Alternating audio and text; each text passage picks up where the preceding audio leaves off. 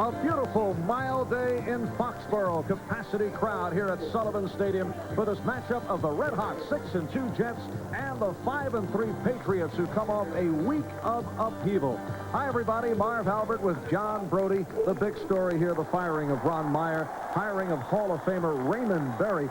How do you feel about a guy who's been out of football 2.5 years suddenly taking over as head man? Well, let's remember, Raymond Berry is no ordinary coach, as he was no ordinary player. I'm sure he'll sit back, being the bright man he is, and observe for the first few weeks. And I think he's in a good position to do that because Lou Erber and Rod Rust are excellent coordinators. So I think he'll take the tack. If it ain't broke, don't fix it. All right, 4 weeks ago at the Meadowlands, the Patriots defeated the Jets by the score of 28-21, and it was a terrific all-around day for quarterback Tony Eason. Well, Tony Eason has played consistently well since he's been inserted into the opening lineup. And as a matter of fact, in over 150 throws, he's only thrown 1 interception. Their offense has been outstanding, and now they have a few of their key personnel back and healthy. So it's their defense that is lends the concern here in Foxborough. And following that particular ball game, the Jets made all kinds of defensive changes for the following week. As it turned out, it turned the club around. Remember, Mark Gastineau had a tough day. Patriots contained him, did not have a sack 4 weeks ago. Well, and that was because Lou Erber found out how to contain him. Whenever you have a great player, one that dominates a game like number 99 does, you must put 2 and 3 players on him. They better find another way to handle the switches that the Jets have inserted in the last couple weeks. And last week at Giants Stadium, another standout day for this man, Mark Gastineau, as the Jets beat Kansas City 28-7 in their most convincing all-around performance, the most complete game of the season for the Jets. Raymond Berry getting set to make his NFL head coaching debut. The Patriots won the toss. They will receive, and they will go from left to right from our broadcast location. So Pat Leahy getting set to kick off. The key man on the kickoff return is third-round draft pick out of Penn State, the rookie John Williams. And this has been one of the weaknesses of the New England game, kickoff and punt returns. This is Williams. And he is run out by Ken Schroy. The Jet special teams have been excellent throughout the year. Tony Eason leading his club on. Mosi Tatupu opening up at running back in the I-back formation. Derek Ramsey, Stanley Morgan, Stephen Starring, Lynn Dawson. Outstanding group of receivers. And last time out, you recall Eason going to 10 different receivers against the Jets. Guy Morris replacing the injured John Hanna, out with a neck injury. First down at the 19-yard line. And Tatupu hit for the loss on the play. Lance Bell, the outside linebacker, coming up to make the stop. The one rookie up front, Ron Farreau, in the realigned Jet defensive unit. Gastineau, Klecko, Bennett, and Farreau. The linebackers back intact. Not the case 4 weeks ago when these two clubs met. In fact, Mel was injured in that ball game, and Crable, not quite ready, was on the right side. Russell Carter, the lone rookie, in the secondary. Second down for Eason.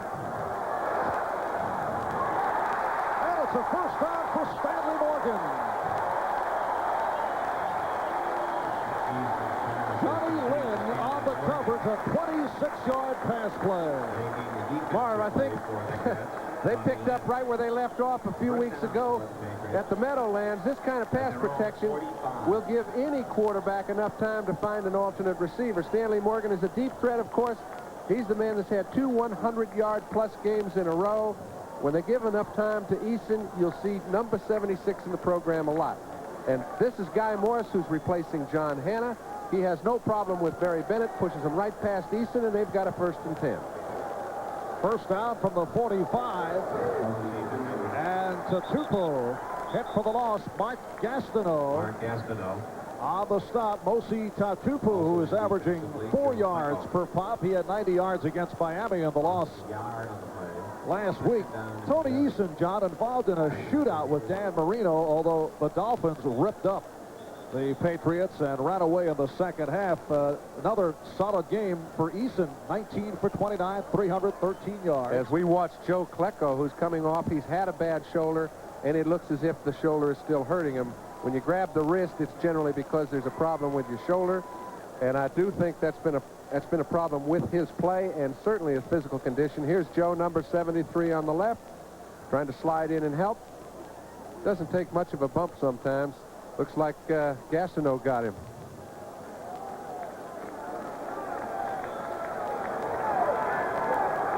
So a 2nd and 11. And Craig James now the lone deep back. Deflected. Pass intended for the tight end, Lynn Dawson. You know, Tony Eason has had quite a bit of time early in the ball game. That ball was knocked down by a lineman, but he didn't get an awful lot of penetration.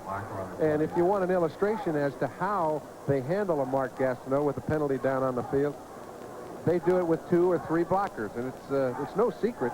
It just should allow a few other defensive linemen to get a little closer to number 11. Referee Chuck Heberling with the call. Number 40, offense.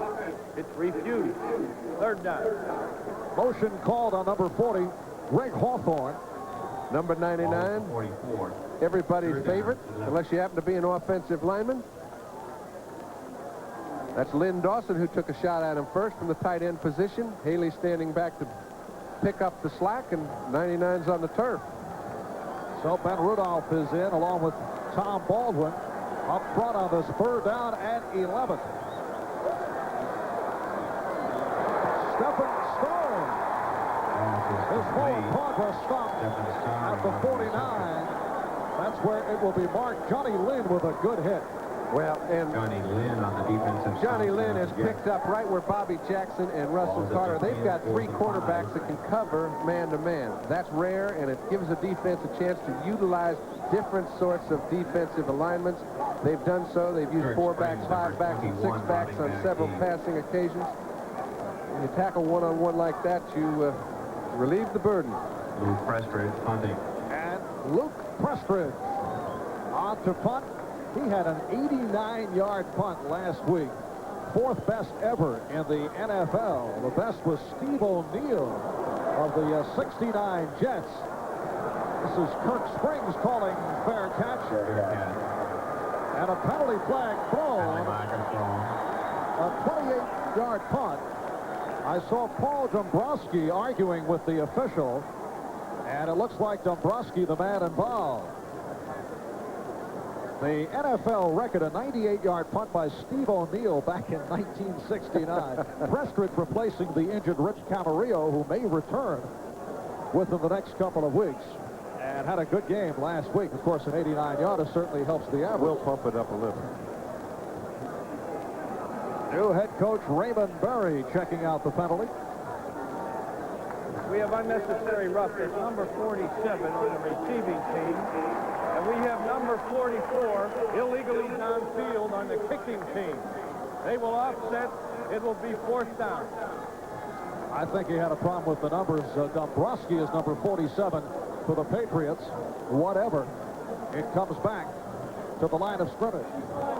I think the important thing is that the Pats get another kick at it, because that one would have given the Jets the ball on the 22-yard line. Excellent field position, and Prestridge should do better than that.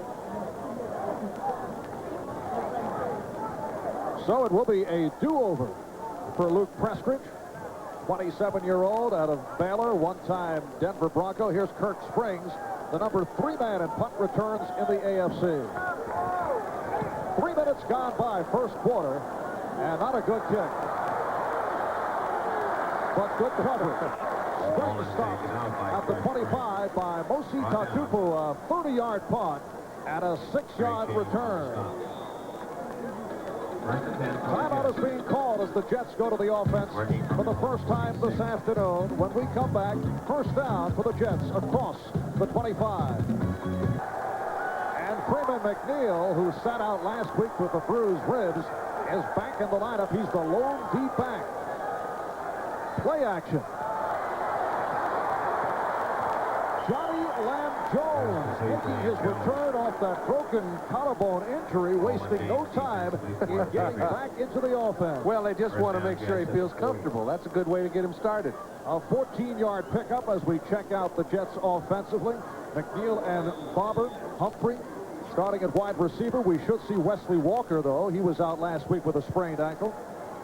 And that offensive line that has been so outstanding: McElroy, Waldemar Fields, Alexander, and Powell. A first down picked up by Pat Ryan of the Jets out of the 40. No score. We're early first quarter. Freeman McNeil with a big hole across the 45. Raymond Claiborne, the right quarterback, on the stop. And let's take a look at that New England defensive alignment. Sims, Owens, and Williams are up front. Ken Sims would like to turn it from a rough one against Miami after he had played very well in the previous weeks. Andre Tippett also had a very long day against the Dolphins last week. He gives people long days, and if you see the Jets running an awful lot to their left today, it's probably because Andre Tippett is over on the right. And Ernest Gibson, lone rookie in the secondary for the Patriots. 2nd and 3. Freeman McNeil picking it up.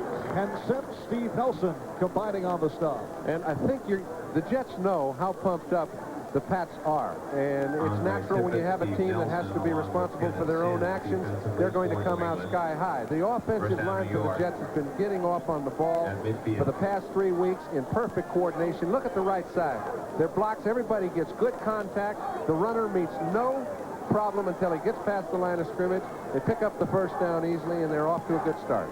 The Jets feel this is their biggest game of the season. Of course, it is for the Patriots, what with the coaching change, but the Jets feel they can't lose twice to New England, because if they finish with the same record, they would lose out if it's a wild card situation. Here's McNeil going left to the 46-yard line. Claiborne on the tackle. You know what you'll see? We've talked about different abilities of offensive linemen. Now, Reggie McElroy is small as offensive tackles go, but he lends a dimension to the offense that a lot of tackles don't.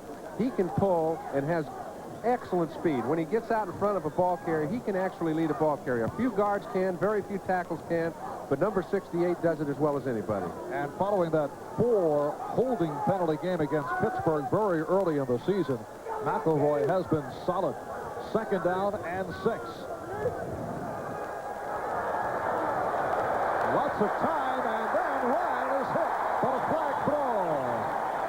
Pat Ryan looking it over, couldn't find anyone, and was brought down. And it looks as though it's holding, and it generally is when the flag is thrown back there by the quarterback if it's not roughing the passer, and they certainly didn't rough him. Holding, offense, number 68. Decline. 3rd down. Plenty of pass coverage, Marv, but plenty of time to throw the ball. Could not find a receiver down the field. Mickey Schuler, 82, coming underneath. Steve Nelson, he's got his man covered like a blanket. That's why the quarterback has to put salt on it once in a while. And just as I mentioned, that Reggie McElroy had not had a hold since the Pittsburgh game. Number 68, McElroy, was called. So it's a 3rd down and 12, although that penalty was declined. Big rush. Ryan getting it away. Hector surprised and short of the first down.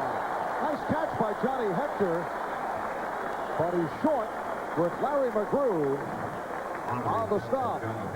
You know, if you contain the quarterback and they can't get outside when they're intending to run a rollout, they need some time to throw. Now, number 77, Sims, pressures Ryan, and you can see down the field, nobody's really in a spot ready to make a reception at this point, so he's got to lay it off to Hector, way short of the first.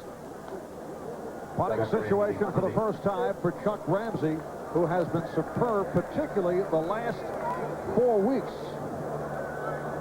This is Roland James back at his 10-yard line. Gets it, Patriots, no score. 5.5 gone by first quarter. Good hang time. And James with the fair catch. Fans responding. They felt there was contact made, but no flag. Well, they must have ruled the defender was pushed into the receiver. We'll get another look at it. A 34-yard punt by Ramsey. Fernanza Burgess, the terrific special teams player, making contact, but as you say, perhaps the feeling that he was pushed in to James, so no call made. Russ, the Patriots allow the third fewest points in the NFL. He's been highly regarded, but last week Patriots gave up 552 yards to Miami. The shocker during the course of the week, Ron Meyer fires Rod Russ. Next day, Meyer fired by Pat Sullivan, the general manager of the club. Russ is back. Raymond Berry, the new head coach. Osi Takupu. Good second effort, picked up 4. Johnny Lynn on the start. Well, look, he made 5 yards, but he made it on his own. And whenever you find an offensive line that isn't getting the sort of movement that you'd like, and right now the Patriots are not against the Jet defense, you depend on your backs to pick it up. Crable, who's been playing middle linebacker the last few weeks, whose play has come on and on and on. He was a little suspect at the outside after his knee injury, but here he takes on the blocker, finds a way to get back into play, and he does lay the liver. Second down, about 5. Patriots from their 15. And much time, but look out, number 74, the rookie Ron Perot on the tackle. And you know, we've talked about the tackle play of the Jets improving in the last 2 or 3 weeks. Barry Bennett, Marty Lyons, when he got hurt, everybody started picking up on the act. Now, I think Gastineau's had a lot to do with it because they have to put a lot of attention on him. But as Eason goes back, it looks like he's going to have plenty of time. None of his receivers are open. Perot gets in his face and pulls him down. And that is the first sack in the NFL for the rookie from Arkansas, the Jets' second pick on the first round, Ron Perot, who was muscled away from the ball, you recall, last week in the end zone when he and Gastineau were looking for that fumble recovery. Third down and 9. Stephen Starry. Way short of the first down. There's Joe Klecko headed to the dressing room. Shaken up earlier this first quarter. The word is he is expected back. Did not suffer a serious injury. Well, I know they get very sore, and once you have a sore shoulder like he's had, he's been playing with it week in and week out, it certainly isn't going to get any better until he rests it, but he just hates to take a week off when it's as important as this game is. It has been a rough injury-hit season for Joe Klecko. Luke Prestridge punting for the second time in the ball game. Kicked for only 30 yards his first attempt. That's Kirk Springs out of the 45-yard line. Springs. And turned back by Dombrowski. Paul Dombrowski, 5th year out of Linfield College in Oregon. Getting to Springs, 40-yard punt, a 5-yard return. 7:21 left first quarter. The Jets and the Patriots, no score.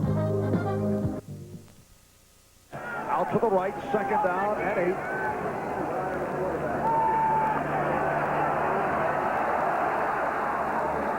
And it's Jones picking up the first down. And a penalty marker has been thrown. Nelson on the coverage, so Lamb Jones making his presence felt. However, it's going back, a holding penalty against the Jets. And the funny thing is, Marv, the Jets on 2nd and 8, 2nd and 9 are typically a running football team. They do so because their philosophy is to get it to 3rd and 2, 3rd and 3, where they've had an exceptional percentage of picking up the first down. Number 79, second down. Marvin Powell called on the hold, and for the first time this season, Joe Walton has the luxury of going with both Lamb Jones and Wesley Walker, who was on the field. Rich Kotite mentioned to me, he said, you know, the funny thing about Jones, he doesn't really, I don't think he's been out of the action, although he hasn't played in the games. He gets to practice, his conditioning is good, and now that he's been given a free slate, we're going to use him a lot, and I think they're wise in doing so. That's Walker in motion. Second down, 18. Look out. Oh, terrific rush. Led by the combination of Don Blackman and Julius Adams. And a penalty marker down.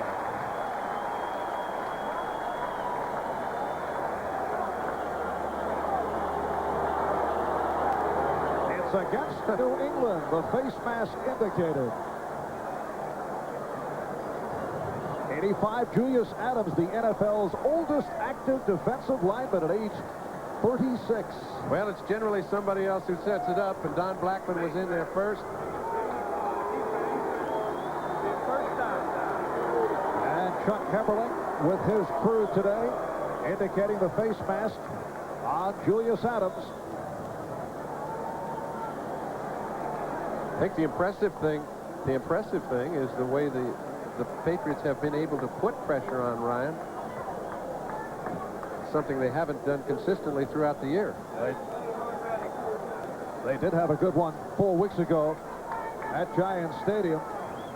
6 sacks of Ryan. What was it, 47? Check of the scoreboard. Chicago leading Minnesota. Matt Suey, 2-yard run. However, the extra point was missed. Bears 6 and Minnesota nothing. First quarter. I think you'll see that expression for several years. Raymond Berry, if anything, is a very consistent. I'd say he is obviously emotional, but he's not very expressive. And I think his players will react to him in a very positive way. And I know he's bright. He was Johnny Unitas' favorite receiver. Grew up in Texas, son of a football coach. And John knows just how lucky he was to have Raymond. I mean, they really started and changed the whole game. Second down and 17. The Jets from their 47.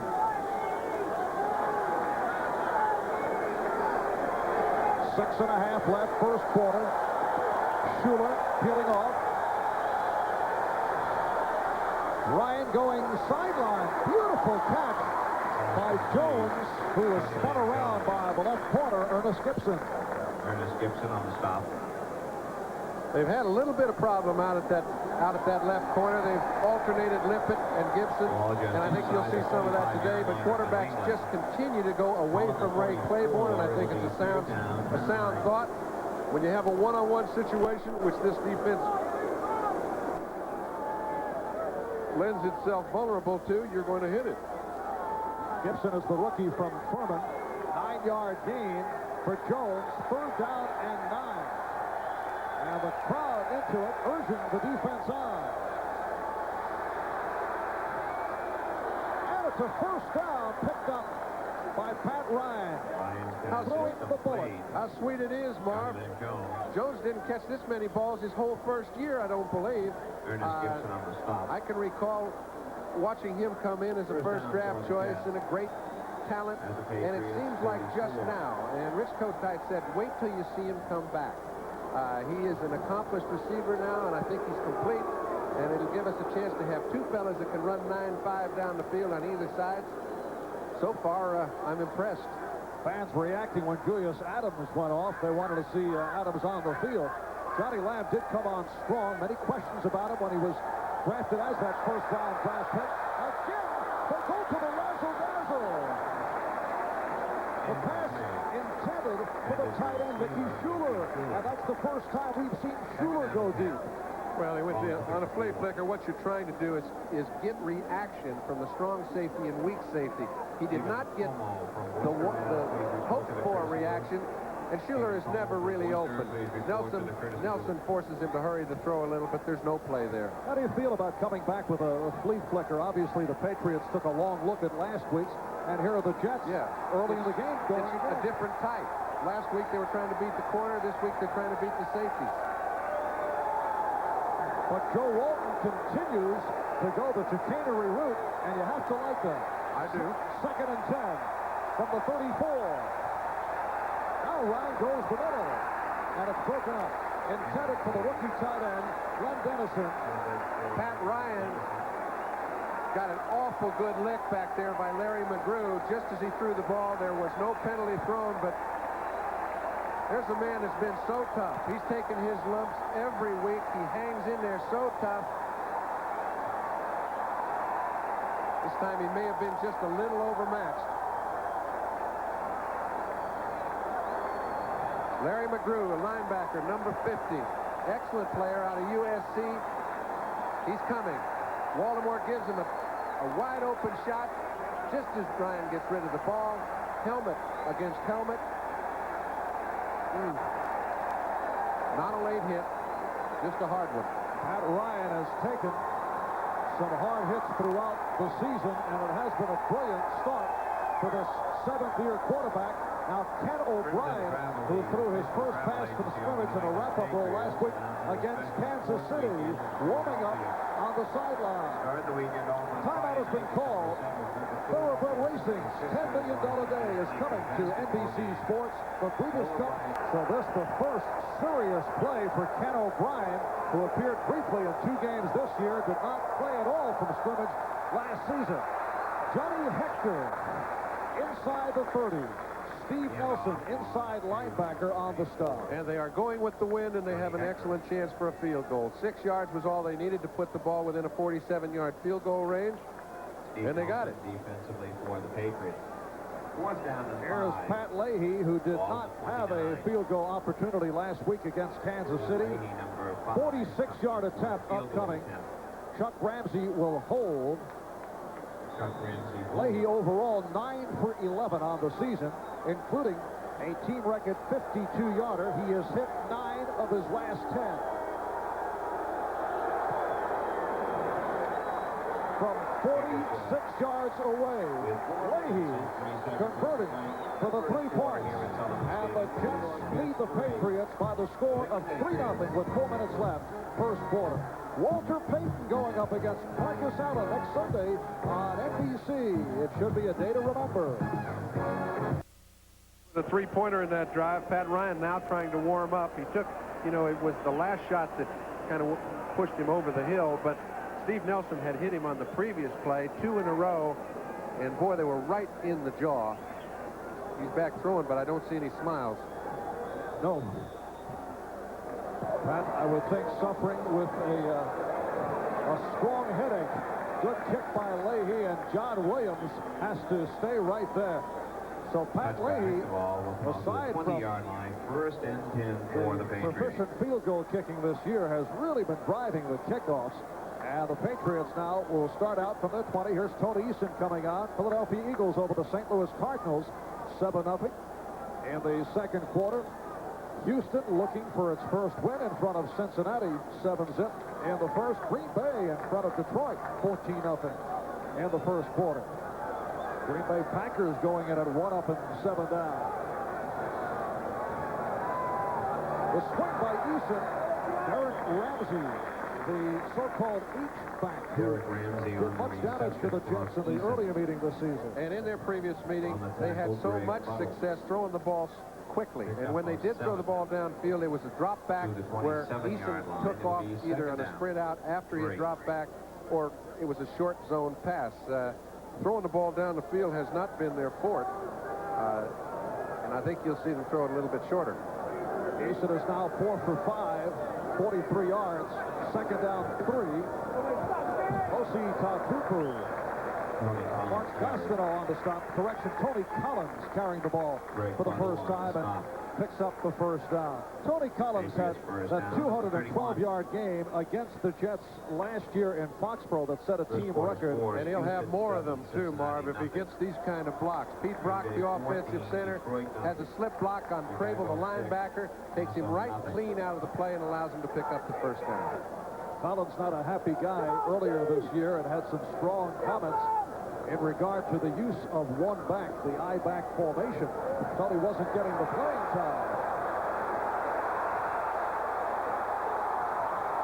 Some improvisation by Eason. Rick Buttle nearly picked off the pass intended for Lynn Dawson. Well, this is a play where a quarterback finds himself in a very fortunate position on a few occasions, and sometimes the man's so open that you lock your arm up and you can't, it's like leads in there. This time he's got Dawson clearly behind Buttle, way behind him. He underthrows the ball, and instead of it being a 40 or 50-yard play, it's almost an interception. Dawson did good just to keep him from picking it off. Well, Joe Klecko back from the locker room and getting set to make his return. He was shaken up earlier. Second down and 10 from the 31. Tony Collins. And off to Tony Collins. Handled well by the Jets. Brought down by Harry Bennett, veteran out of Concordia. No gain on the tackle. No gain for Collins. It'll be a third and 10. Tom Baldwin, who had his first real go at some action last week and was very impressive, Here he's in a one-on-one situation. Wooden's having a little problem getting any penetration. That's what you call a standoff. Tom Baldwin, who caused Bill Kenny to fumble, leading to that recovery for the touchdown by Mark Gastineau. It is a 3rd and 10. Gastineau, Bennett, Baldwin, and Rudolph now up front for the Jets. And Eason incomplete. Intended for Morgan. It was, but Morgan didn't know it. That's what you call a miscommunication. Forces a punting situation. And both the Jets and the Patriots have been effective defensively. I think this is somewhat of a surprise. Now you'll see Markey standing on the right side. You'll notice in the last few weeks, this is a one-on-one. When he's against number 76, Brian Holloway, they're very likely not to give Brian any help at all. And then you'll really see a matchup. Brian got the best of that one. And Luke Prestridge back at his 15. His 3rd punt of the day. Kirk Springs awaits it down at the 30-yard line. Here's Springs picking his way and took a shot as he crossed the 40. It's Paul Dombrowski once again on the coverage. A 39-yard punt and a 12-yard return. So it's the Jets leading the New England Patriots by the score of 3-0. We'll be right back. And Freeman McNeil making it back after sitting out last week because of the injured ribs. Ken O'Brien remaining in at quarterback. Pat Ryan, who took a shot to the jaw during the course of the last series, although O'Brien came on and with the handoff to Hector, able to put it into position for the 46-yard field goal by Leahy. And McNeil hit for the loss. Don Blackman, number 55, on the stop. We're set for an update. Let's go to our studios in New York. All right, Marv, down in Houston, the Oilers have scored. Herty Walls out of Texas had caught only 2 passes this year, but he's a splendid open field runner. And on this pass from Warren Moon, breaks one, setting up a 1-yard touchdown run by Larry Moriarty. And something that hasn't happened very often is going on in the Astrodome. The Oilers lead at 7-0. That's, you know, Bill Walsh said last week that he thought the Oilers would win half their remaining games, and I think he surprised everybody that heard it. Well, he was kind after his outing against Houston. Here's McNeil pulling away. Getting the block and hit out of bounds at the 8-yard line. Ray Claiborne just did get a piece of it. So McNeil, who was stopped back behind the line on the previous play, able to explode. Well, you know, it's what happens when you're trying to cover a Wesley Walker, too. The cornerback turned his back, just ran right down the field with Wesley. That means when Freeman got to the line of scrimmage, there was no containment. Here's Sanford trying to catch him, but he's got no case at all. Now watch, Wesley Walker's all the way down the field with Raymond Claiborne. Claiborne just found out that McNeil had the ball. Just a beautiful play, and Reggie McElroy made the key block. And Freeman McNeil at the moment has taken over the rushing leadership. Here's Johnny Hector. And he was pinned by Roland James. The 53-yard run by McNeil, setting up the 2nd down and goal now, following the run by Hector. 38, Roland James, who sat out the previous meeting against the Jets with a back injury. In fact, he's been hospitalized because of a virus. Statistician Danny Green pointing out the 53 yards, the longest run in the NFL career of Fred McNeil. Time running down in this first quarter, 10 seconds left. Jets with a 3-0 lead. 2nd and goal from the 7. O'Brien for his first NFL touchdown. Rocky Cleaver catching his first NFL touchdown. Tell you, there was no indecision on O'Brien's part. When he rolled out, he looked back, he saw Cleaver, and this is the advantage of having an arm like he does. Watch how fast from the time he sees the play and sees Cleaver open to when it's gone. Bang. Boop. Takes no time getting there. 6 points for the Jets, and that's a wonderful way to start if you're a young second-year man that's had a thus far very difficult time. And a wonderful situation for the roommate combination of Rocky Cleaver, Ken O'Brien, as Pat Leahy gets set to attempt the extra point, of the Jets up by the score of 9-0. Kick is good. Well, many people thought that the Patriots would come out revved up, particularly the defense, what with the Rod Rust situation. But here we are, end of the first quarter, with the Jets in front of New England by the score of 10-0. Globe, very nice likeness of you. They can catch. There's John Brody in the right-hand corner of the broadcast booth. Yes, the firing of Ron Meyer, the subject of much discussion and much media play these last couple of days here in the New England area.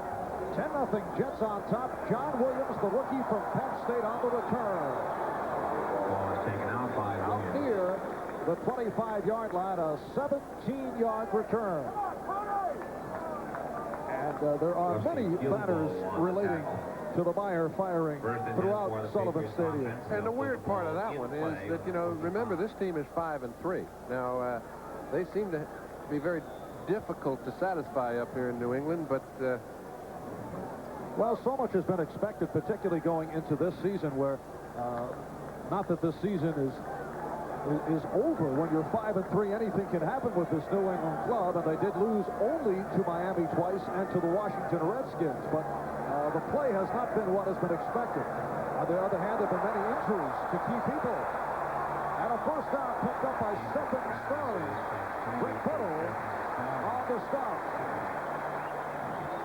Flag has been thrown.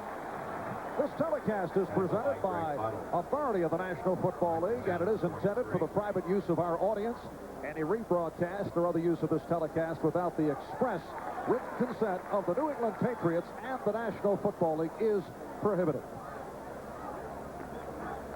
Penalty against the Jets. Defense, 5 yards added on, first down. Darrell Ray on the face mask. So Stephen Starring on his third reception. well, Starring that time was the secondary receiver. The whole defense was split way back. He got a pretty good lick. When you do catch the ball, it does draw a crowd. First down from midfield. Short setup for Eason. To the tight end, Lynn Dawson. On the reception. Buttle on the stop along with Lynn. And the Patriots on the move off this drive. The Bears on the move, leading Minnesota 13-0 in the second quarter. St. Louis and Philadelphia now tied at 7. All the scores and the highlights, the latest from around the NFL, coming up at halftime on NFL 84. Marv Albert, John Brody from Sullivan Stadium in Foxborough. Opening minute, second quarter, Jets 10, the Patriots nothing. Second down and 3 for Eason. Big rush. Eason running for the first down. That's just something you love to have and love to see in a quarterback, the ability to make a no play into a first down. But his offensive line has got to give him a little more time to get his receivers downfield into the secondary. If he doesn't have a little more time, he's going to be makeshift all afternoon. You see his offensive line, they're being pushed back right into where he wants to step up and throw. Now, fortunately, he gets out and around Gastineau and picks up the first down, but that's one play.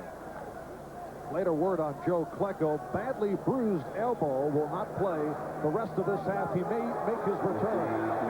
Tatupu for the short pickup. Bob Crable, Greg Puddle combining on the stop. You know what I get the feeling we're seeing is a Jet team that knows how important this game is. They know coming into Foxborough, they're sitting up against a team who actually got to choose their coach, and now they know they're responsible for coming out, so they knew they'd be fired up, and it seems to have a very positive effect on the Jets, because I think they're playing as solidly and as aggressively as I've seen them early all year. Second and 7 at the 35. It's Gastineau, Bennett, Baldwin, and Rudolph up front.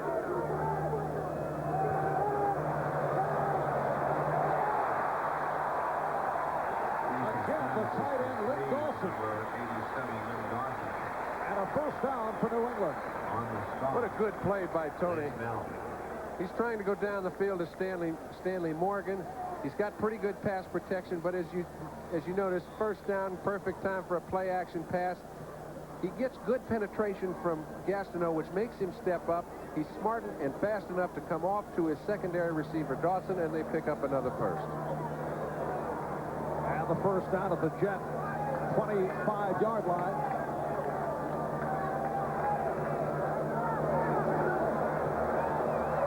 And it's Derek Ramsey Pass is complete. on the reception, a very Derek short Ramsey. pickup. Stopped by On Johnny the Lynn. stop, Johnny Lynn. Those short ones kind of take away the determination of most defensive ends. You see Gastineau, he's got two people on him, hurries Looks like Easton always going some. out with a badly But when you only bruised take left 3 steps elbow. before you throw it, it's kind of hard to get a And sack. back in the second half. A little frustration, but he will keep coming. From both the right and left side. Leads the NFL 13.5 sacks. Easton is 8 for 11, 81 yards.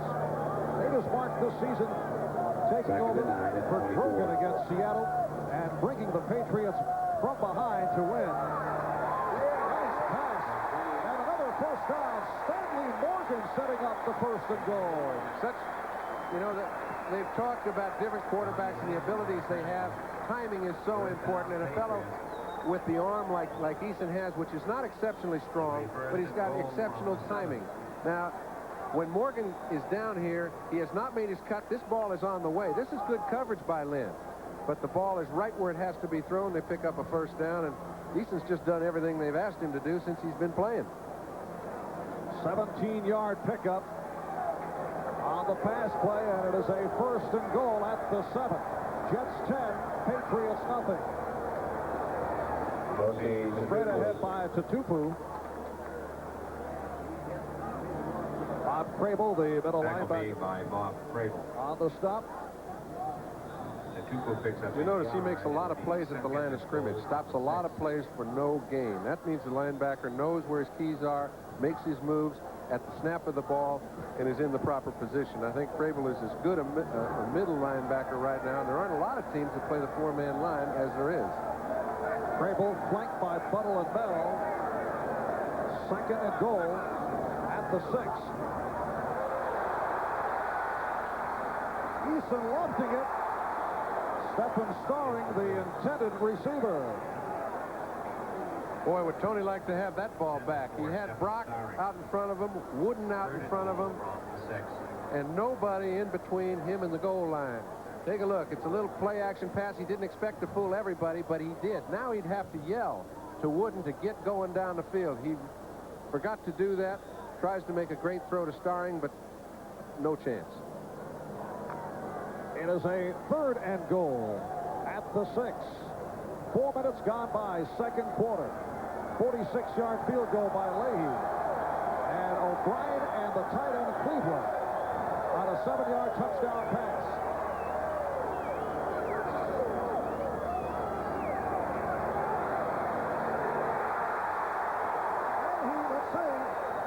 He was in, but I don't think the ball was. Patriots felt he was in. Stanley Morgan trying to get the feet in. Stopped by Darrell Ray. There is a penalty marker down also. Penalty marker is down at the 6-yard line. The ball is placed right outside the goal line. And the call is against New England. Well, so it's immaterial, but trying to get the feet in the end zone really doesn't get it. You've got to get the ball in. I thought it was a close call. Let's see at home whether it was a right call. Tony's trying to find anybody, has to come off to a delay man, steps right up, shot puts him the ball. You see if the ball gets over the line. 2 men moving on the offense. Third down. Did not look like it. Tough Very from close. that angle, but Very close. whatever. It is Third down and goal from off the 11. flag. It is brought to the 11-yard line. Third and goal from the 11. Helpless feeling by the wide receiver Stanley Morgan as he pedaled into the end zone. And a good play by Darrell Ray.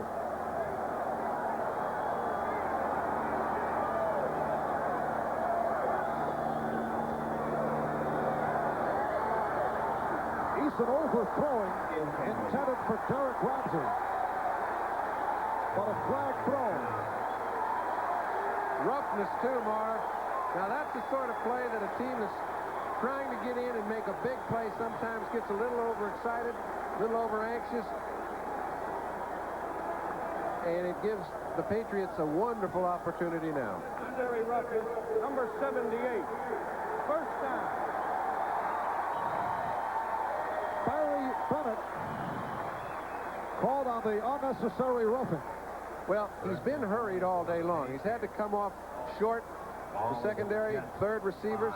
Here you can see Bennett's got a hold of him. We cannot see in the replay, but evidently he was a little rough after he had him. Barry Bennett, who has replaced the injured Marty Lyons, who is out with that bad ankle. And it's a third goal. Make it a first and goal. Ball placed at the 5. Tony Collins twisting his way for a couple. You know, we haven't mentioned the vacancy that John Hanna has left. You know how their tendency has always been to run to the left side over Hanna and Brian Holloway. Well, John Hanna's condition, it's stated, is not as serious as was feared, but it certainly isn't good enough to allow him to play today, and their tendency to run 80% to the left could change. Bo Robinson, Tony Collins now in the backfield. Play action. He threw into a crowd. Well, he threw into a crowd because he ran into a crowd as soon as he made the fake handoff. He had very little time to set up or throw. We've noted that he's getting good pressure, but this is a little beyond the call. He's trying to get down the field a little bit. Now he slips as he throws. Woo. He's lucky they get the ball back. Nearly picked off. Pass intended for Bo Robinson. This is the 12th play of the drive upcoming. A third and goal at the 3.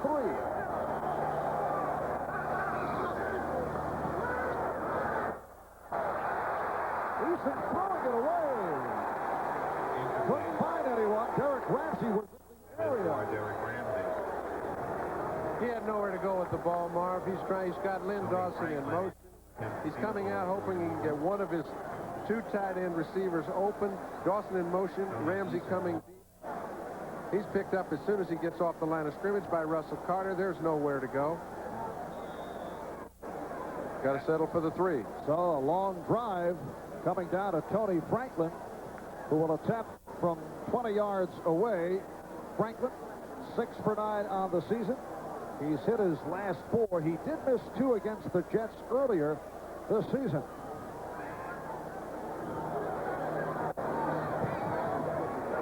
And he puts it through. The Patriots on the board, but not a satisfying drive. Maintaining possession throughout the second quarter, and they have to settle for 3 with 9:50 left first half. There's the Tony Franklin, who just hit from 20 yards away to give the Patriots their first point of the day off a long drive, a 13-play drive. Now kicking off to the top kickoff return team in the NFL, Kirk Springs, out to the 20. Taken out by Kirk Springs. And a good return. Marv, you know what the kickoff team does so well? They take their players before they get to the 20-yard line and really just never let them get beyond it. When you're a returner, you need a little room to make movement. They get it. That's why their special teams are so good.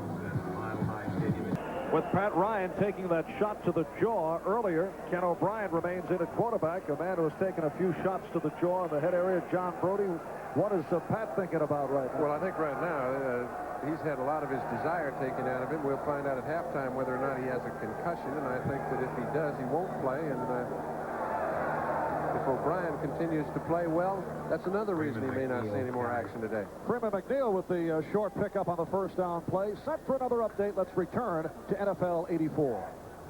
All right, Marvin, John, in Irving, Texas, after a scoreless first quarter, the Cowboys have taken the lead against the Colts. Danny White back at starting quarterback to Tony Hill, who is healthy once again. The touchdown covered 38 yards. First touchdown of the year for number 80, and it's 7-0, Dallas. Thank you, Bill. Marv Albert, John Brody from Sullivan Stadium in Foxborough. Jets lead it 10-3. Second down, 6, and O'Brien airing it out for Lamb Jones, who has had a spectacular first half. A first down for the Jets at midfield. Hey, I've noticed that the play calling has been excellent for the Jets. When they've called a pass play, and remember, this is sent in from the bench, Walton and upstairs, they've created a situation that was one-on-one for Jones on each occasion. Well, if you get what you're looking for, it's just a game of pitch and catch. O'Brien does that pretty well. Midfield. Ken O'Brien, who was tabbed as the starter before preseason by this man, head coach Joe Walton, but then involved in the court case proceedings, the famous Studio 54 case, along with Mark Gastineau. O'Brien lost all the practice time, and Pat Ryan became the starter. Freeman McNeil. Another nifty play, good for 27. Yeah, but let's give Lamb Jones credit for that one, too. He came back and just took on all the pursuit, allowed McNeil to run down the field for an extra 25 yards. Now, this is a little layoff pattern to a halfback. They used this little check flare pattern. Instead of blocking, he just slides out late. Now, look at that play by Jones. He comes back on a strong safety, handles him. Roland James has to come over from a long way off. And Tippett was not in the pursuit since he was trying to get to O'Brien. And it's a first down at the 22-yard line in New England territory. 8 minutes left, first half. That's Schuler in motion. Johnny Hector finding the hole and spinning out of the 10. Roland James on the defensive stop. Tell you what, when you throw the ball down the field, throw a little check off, and then run the ball over left tackle, you'd have to say your offense can do about what it wants. Johnny Hector, who made his first NFL start last weekend, has filled in very well with Freeman McNeil hurting with a nice run. And it sets up a first and goal at the 10.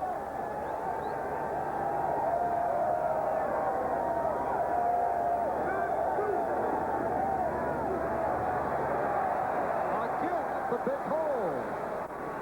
Johnny Hector carries. Johnny Hector stopped by Rick Sanford. Rick Sanford defensively.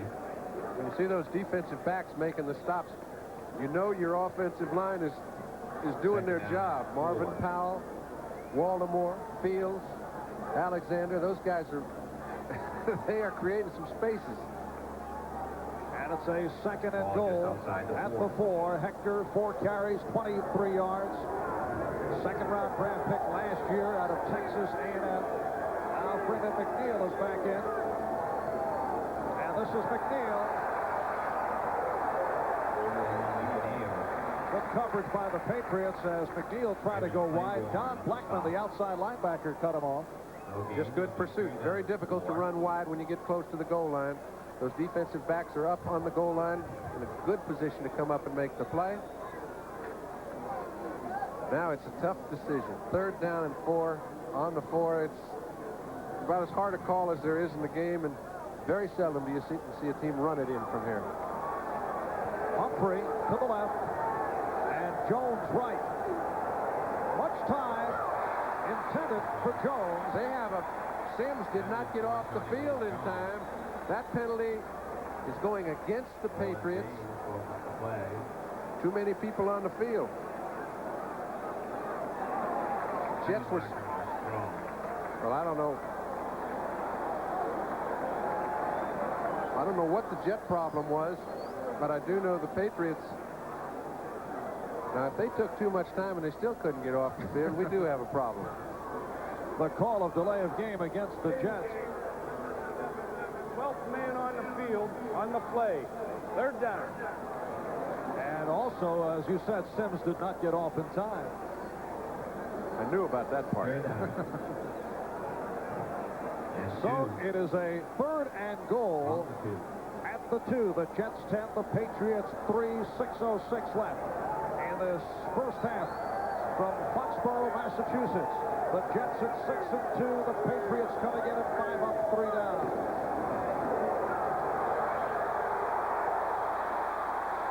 Beautiful defensive play by the Patriots to stop Johnny Hector. Tell you, that line judge is going to make you get that ball all the way over that goal line.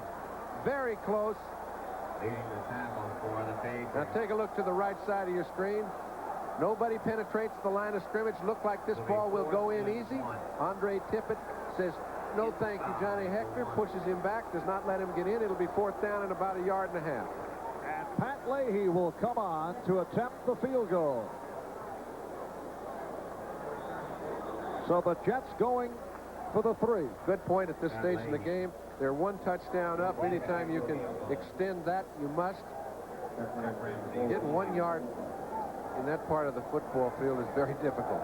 It's an 18-yard attempt. Leahy hit from 46 earlier and connects right here. As they come back up the field with 5:41 left to play. So with 5 minutes, 41 seconds left first half, the Jets extend to a 13-3 lead over New England. Combination of Pat Ryan and Ken O'Brien leading the Jets to a 13-3 lead over the New England Patriots. It has been a week of turmoil for these Patriots. Firing of Coach Ron Meyer. New head coach Raymond Berry seeing his club fall behind. This is John Williams. Williams takes it out. Out across the 25-yard line, Rusty Gilboa on the stop. A 21-yard kickoff return. 5.5 left in this first half. A couple of field goals by Leahy. O'Brien to Cleaver for a touchdown, and a field goal by Frank. Throughout the season, particularly the last 4 weeks when the Jets have taken off, they have been an excellent club in first down situations. And they haven't been too bad today. Patriots' longest run from scrimmage to this point, 5 yards. First down at the 26-yard line. The Jets up 13-3. For Collins. Barry Bennett and Greg Buttle on the stop. Collins just short of the first down. Recall the last meeting between these two clubs. Well, that was back September 30th.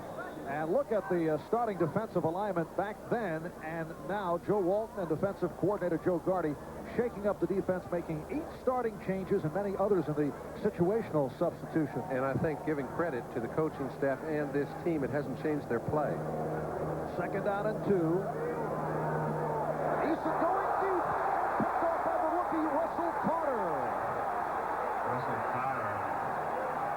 So Russell Carter, who came up with his first NFL interception last week against Kansas City, caught the deflection off the hands of Stephen Starring and intercepting a man who has been proficient in that area. Tony Eason intercepted for only the 2nd time this season. Well, let's take a look at the difference, though. Last week he made a play where he looked like the offensive receiver. This time he is clearly beaten badly, and it looks like a very big play for the Patriots. Carter, at least being very opportunistic, picks off a deflected ball, runs it all the way down to the 42-yard line, and the Jets, who have a 10-point lead, have an excellent chance to extend it. So the Jets taking over, and O'Brien again connects with Jones. Lamb Jones, who took a pretty good rip. It's so impressive to note that Lamb Jones has caught 5 balls in this half, and having not played throughout the whole of the season, he comes on like he's at the end of the season or mid-season form easily. And again, they call the right play at the right time. Jones one-on-one. Ernest Gibson is not foolish enough to get up close to him, so it's an easy completion. And here's Ken O'Brien, who's 4 for 4, 67 yards. And remember how shaky O'Brien looked during preseason. In fact, all kinds of criticism. He held the ball too long, the inexperience. He did come on in that final preseason game against the Raiders, but he has been sharp here this afternoon. At that time, not the case. He hit the lineman, Reggie McElroy.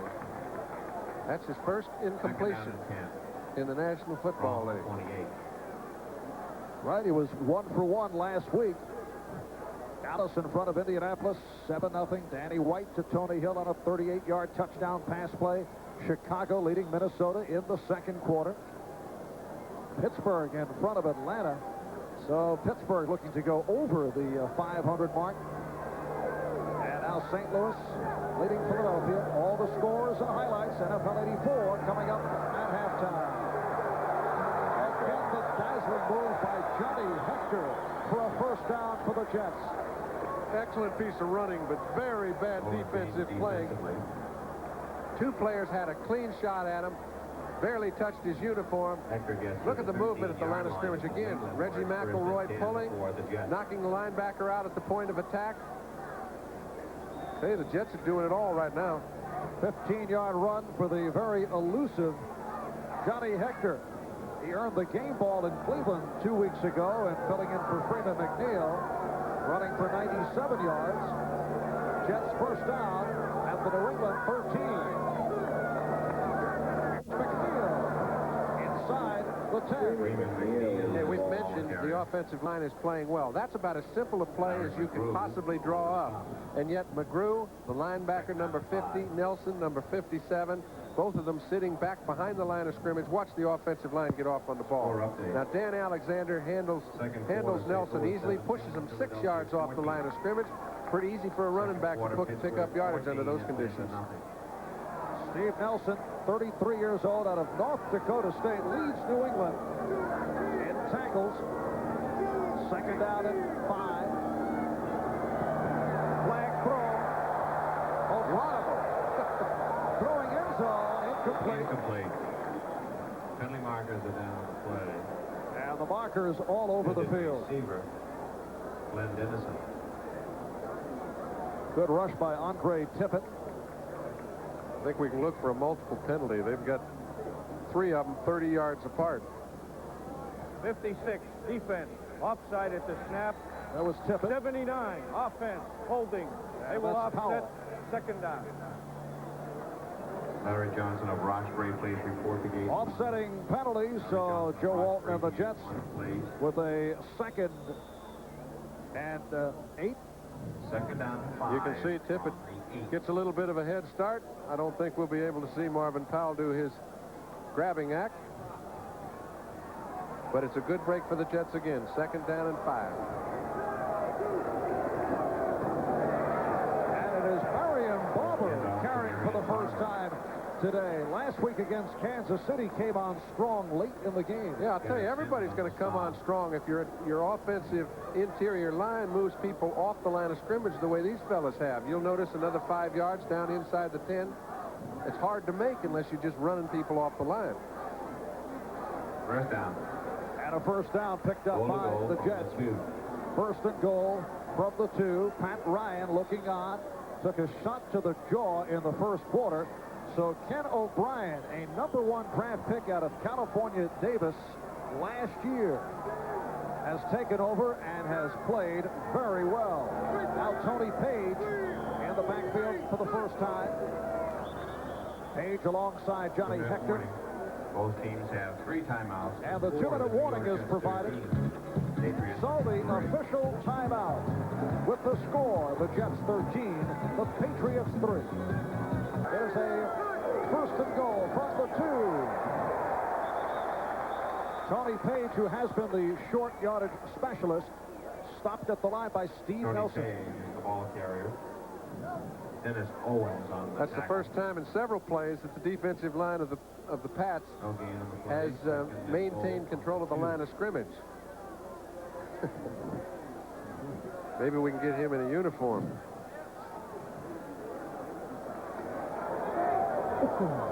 It'll be a second and goal from the 2.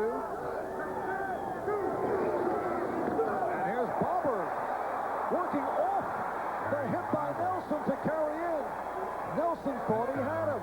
Well, Nelson almost did have him. I don't know whether or not Steve Nelson's shoulder has bothered him, but throughout the year he's done this on occasion. Makes excellent contact at the line of scrimmage.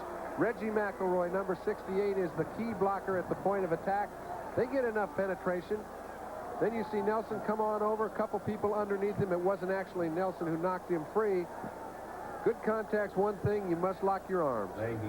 So many people thought the Patriots, particularly the defensive unit, as we watched Pat Leahy gun for the extra point, so many people felt that the Patriots would come out all revved up, particularly, and that their favorite Rod Rust was rehired, and here they are. They're trailing by the score of 20-3. I think they did come out revved up, but the Jets did also, and execution will beat enthusiasm anytime, and the Jets have executed about as well as a team can throughout the first 2 quarters.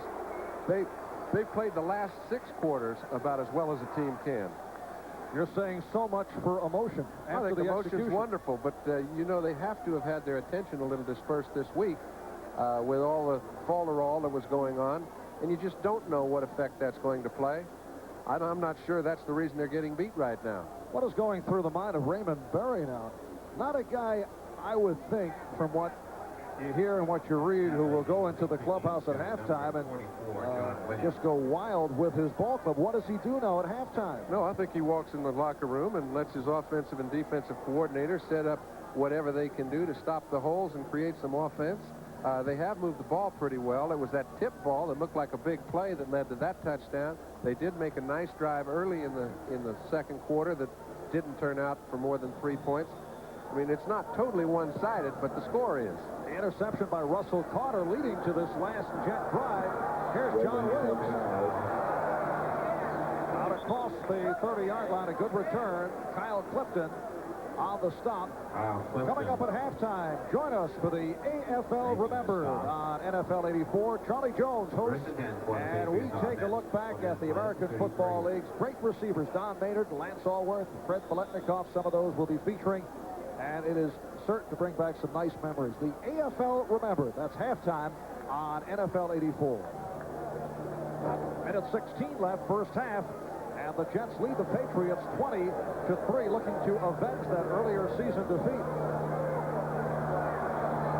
Eason pegging. Lynn Dawson, who has been a favorite target this afternoon of Tony Eason, stopped by Lance Bell. Check it, Derek Ramsey on the reception. First down for the Patriots. And the hurry-up offense. 43. In effect, first down at the 43.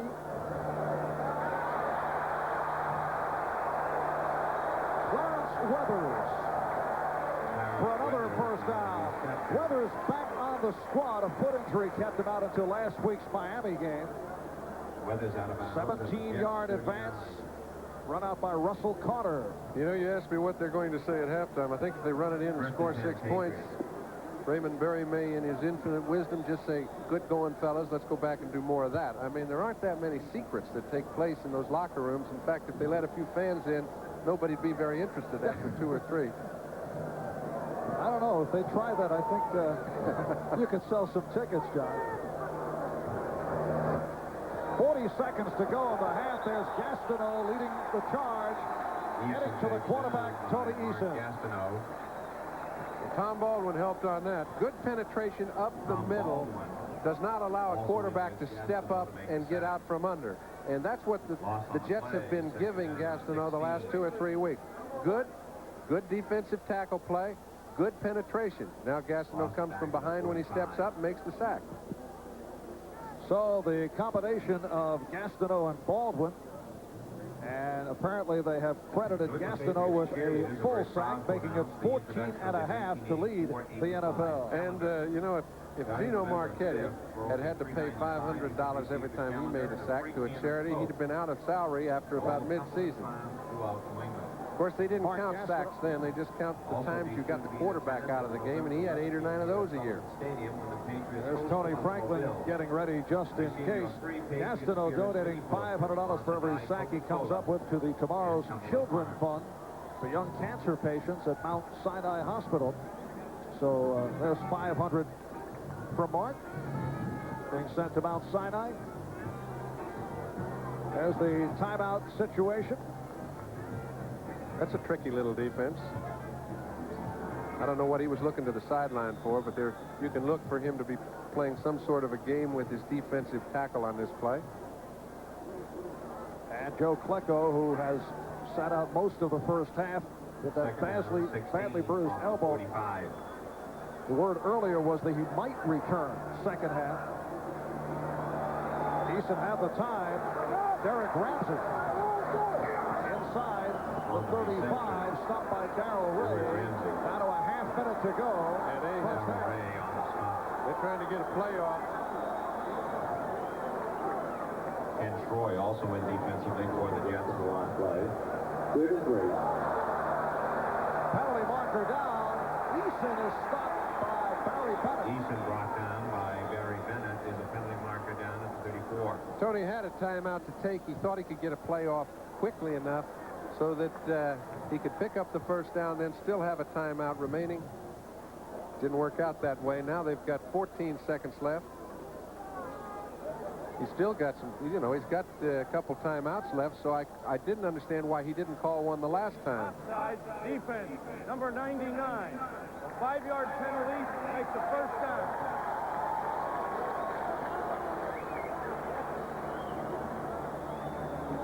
$14 seconds remaining in this first half. And the Patriots now with the first and 10 at the 28. Patriots with 2 timeouts left. Y'all be careful. Eason able to pull away. Beautiful catch. You better call time. Pass reception by Greg Hawthorne. 5 seconds left in the half and a timeout called. And the problem is he does not have enough time to call another play, because if it is not a touchdown, he will not have any time left on the clock. This is what Eason seems to have eyes in the back of his helmet. He feels pressure so well. That's why he's able to get out. He knows where they're coming from. He seems to elude them very easily. Beautiful throw right into a heap of defenders. But I would expect them to kick a field goal if the Jets did not have 20 points. But being 17 points down, even if they kick a field goal, they're going to need more than 2 touchdowns to win. And one of Raymond Berry's first decisions as a new head coach, I would personally go for the field goal right here. Well, what they do or do not do here, whether it clicks, could determine the tone the rest of the way. You bet. If they've been down there, this is their 3rd time, and they've only got 3 points to show for it. Unless they have an exceptional play, which they certainly haven't shown in the first 2 series down close to the goal line, I'd kick the field goal. You're playing at home. Well, the popular choice with the crowd, will be going for the 6. Yeah, well, they don't have, their job isn't up there. It's file them. They're going to have a go at the touchdown, but all right. So he's writing down, let's see what happens if we don't make this one. 5 seconds remaining in the half. First and goal from the 10.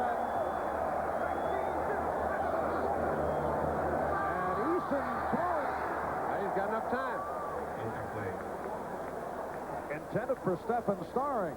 And I'll tell you what, he knew there was 5 seconds left, and he was either going to see him come wide open in the end zone or fire it in the ground quickly. You'll notice it was a 2-step drop, took 1 second. The ball was on the ground in 3. I think he was one up on me there. Maybe that's why they've got Raymond Berry as the head coach. John, I didn't want to bring that up. But here is Tony Franklin, who earlier hit from 20 yards away.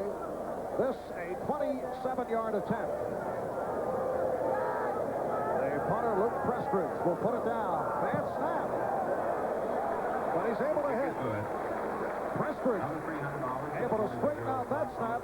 So the half ends with Franklin hitting for 27. And you'll see why Tony Franklin had a little problem getting that ball up. If Eason didn't have the hands he has and make the real fine reception of a bad snap, they could have had nothing. And it was Eason putting it down, not Prestridge, as the Jets now lead New England by the score of 20-6 at halftime. Stay tuned for NFL 84.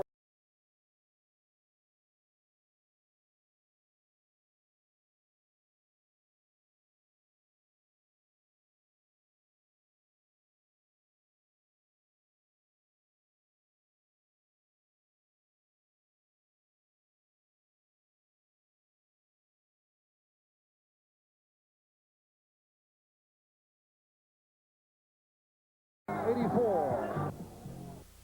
And 4 out of 6, 41 yards. Tony Eason, 15 for 22, 166 yards. And a rarity, he was picked off once. Yeah, but that was not his fault. On a deflection. The return by John Williams, the rookie from Penn State. And again, the good coverage by the Jets. 22-yard return. And the New England Patriots to the offense as we open up in this second half. And I think the glaring statistic is that little flicker of light. 19 yards is not enough to put any sort of balance in your offense. I think it's all going to be on the right arm of Tony Eason, and it gets tougher and tougher to play against the Jet defense without a rushing game. At this point, it has been a quiet day for Mosi Tatupu and Tony Collins. They have not had that many opportunities. And so, Eason figures to remain putting the ball in the air, what with his Patriots trailing by 14 points. Tatupu with the short pickup, right defensive end run for roll on the tackle. And, you know, we have mentioned that John Hanna is not with the Patriot offense today. He's got a little neck or back problem. Anyway, those are never good. And Guy Morris, who they picked up from Philadelphia, number 75, has filled in okay. But if they haven't moved the ball and their personality is to run left, they haven't been able to do it effectively, and they got stuffed. Several key injuries have hit this club. The outstanding rookie Irving Fryer also out of action today. Getting a piece of it to break it up. You know, you talk about key injuries, and key injuries happen to all teams. It's the really top teams that can play even though they have them, and I think the Jets are a perfect illustration. They've had so many stars hurt. How many do you want to go through? Wesley Walker, Lamb Jones, Freeman McNeil. That's enough for some teams. Bobby Jackson, nobody even thinks of him anymore. Marty Lyons out of action. They've lost Bruce Hopper, Mike Augustiniak for the season. Among the Patriot injuries, along with Fryer and Hanna, nose tackle Lester Williams, Robert Weathers, punter Rich Camarillo, Johnny Rappert, Clayton Wysoon. Talking about injuries, Fernanza Burgess, their excellent special teams player, sore neck. Third down and 8. Eason hanging right in, but Gastineau comes up with his second sack of the day. He had a clear path. Well, Eason, a clear path. Watch this. Eason is the third man that Gastineau ran into. They tried to handle him at the line of scrimmage. Brian Holloway, the Pro Bowl left tackle. He's one-on-one, you think, except Craig James, number 32, is waiting for him to get up. Look at the way he bounces down, gets up, and gets right underneath Craig James. Eason figured, heck, we got 2 on him. I don't have to worry about him. Wrong. So his second sack of the day, and he was held sackless in that earlier meeting at the Meadowlands. Luke Prestridge back at the 2, punting for the 4th time this afternoon. And a good one. Kirk Springs bringing the Patriot hot. Well, let's see. He had one for 89 last week. And this one stopped out at the 1.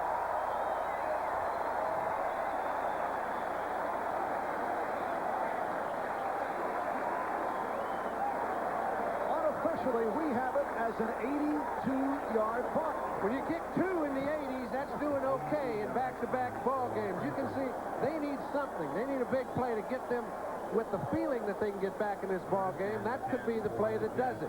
They got a horrible break on a potential long gainer. The starring missed, turned it over to Carter. That was the first thing that's really rolled properly for the Patriots. Luke Prestridge had that ball down by Paul Dombrowski, a name we have been calling throughout the day. And here are the Jets. First down at their 1. Cal Bryan is the quarterback. Tony Page stripped up by Larry McGrew, the inside linebacker. Well, both McGrew and Nelson just filling those holes. Pickup of 2 by Page. I think the whole defense knows that if we don't stop him down here, it could be a very long day. As we see Pat Ryan, still, I'm sure he's a little rocky. When you get knocked out, it's not too easy to come right back. I know covering boxing, you don't see those fighters coming back for another 10 rounds after they get knocked out in the first. Pat Ryan taking that hard hit to the jaw in the first quarter. second and 8.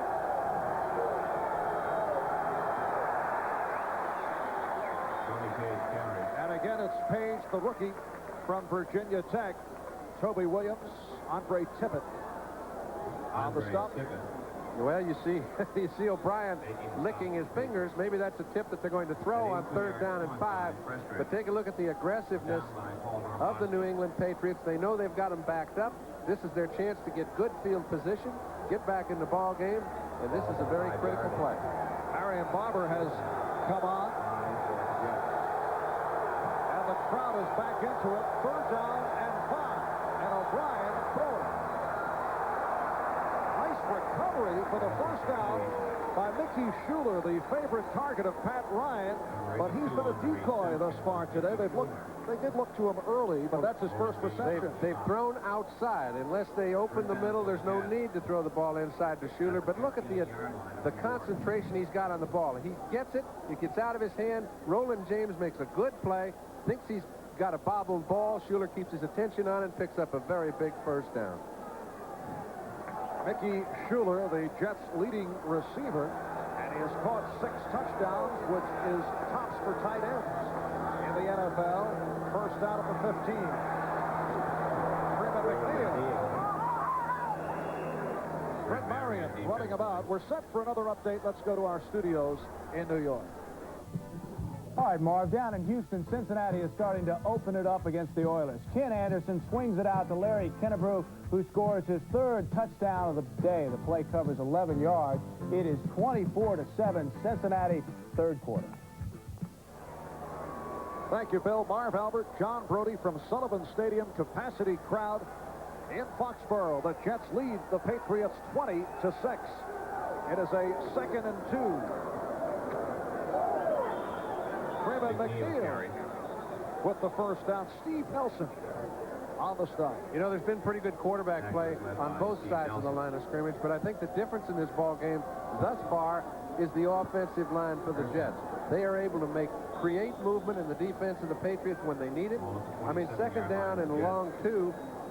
The ball carrier barely got contact until he had picked up the 1st down. I mean, every week it seems to be a different phase of the ball club as far as the Jets are concerned. And when you got it going, keep it going. And now McNeil is the lone deep back. Schuler in motion. Here's McNeil. Again the burst across the 35, and Nelson on the stop. A flag has been thrown. And the flag was thrown, and it could be anything. I'm sure it's against the Jets.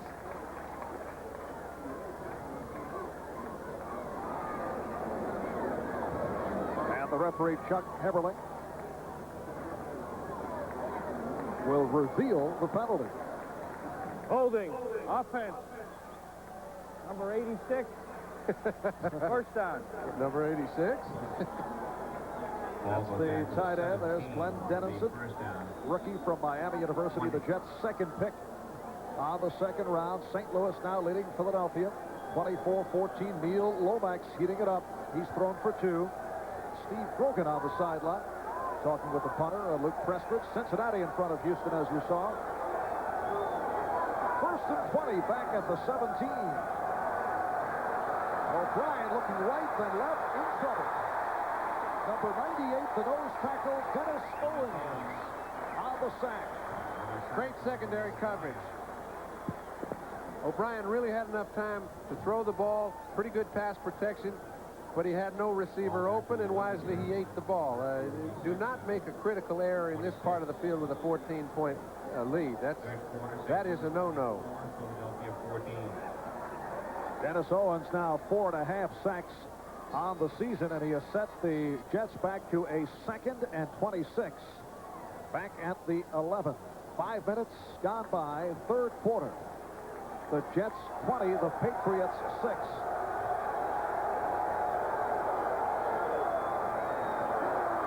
Freeman McNeil. And the Patriots played it well. Roland James, the strong safety. And the Jets played it safe. Also in for the Patriots. They were not going to put O'Brien into a position of trying to make a big play out of nothing. 5-yard gain. Second 26 is pretty tough. I look for him to run the ball again on third down. The Jets have typically been a running team on second and long. Made 6, but that doesn't do him much good. Johnny Hector is back. Wesley Walker involved in the shuffle, bringing plays in along with Lamb Jones and Derek Gaffney, Bobby Humphrey, Joe Walt. They got about 18 first stringers. Third down and 21 from the 17. And Ken Sims would not allow the pull-away. You know, I think an obvious question is, why are they doing that? Well, there's two reasons. One is they're going against the wind, which makes it very difficult to throw the ball long. The other is they don't want to get themselves in a trap. They got out of a hole. They're in pretty good punting position. Make New England earn whatever they get. And at this time in the game, I kind of agree with it. And Chuck Ramsey, in his 8th season out of Wake Forest, getting set to kick away. Stephen Starring is back. Only the second punt by Ramsey. Connected on a 35-yarder earlier. He is back at his 2.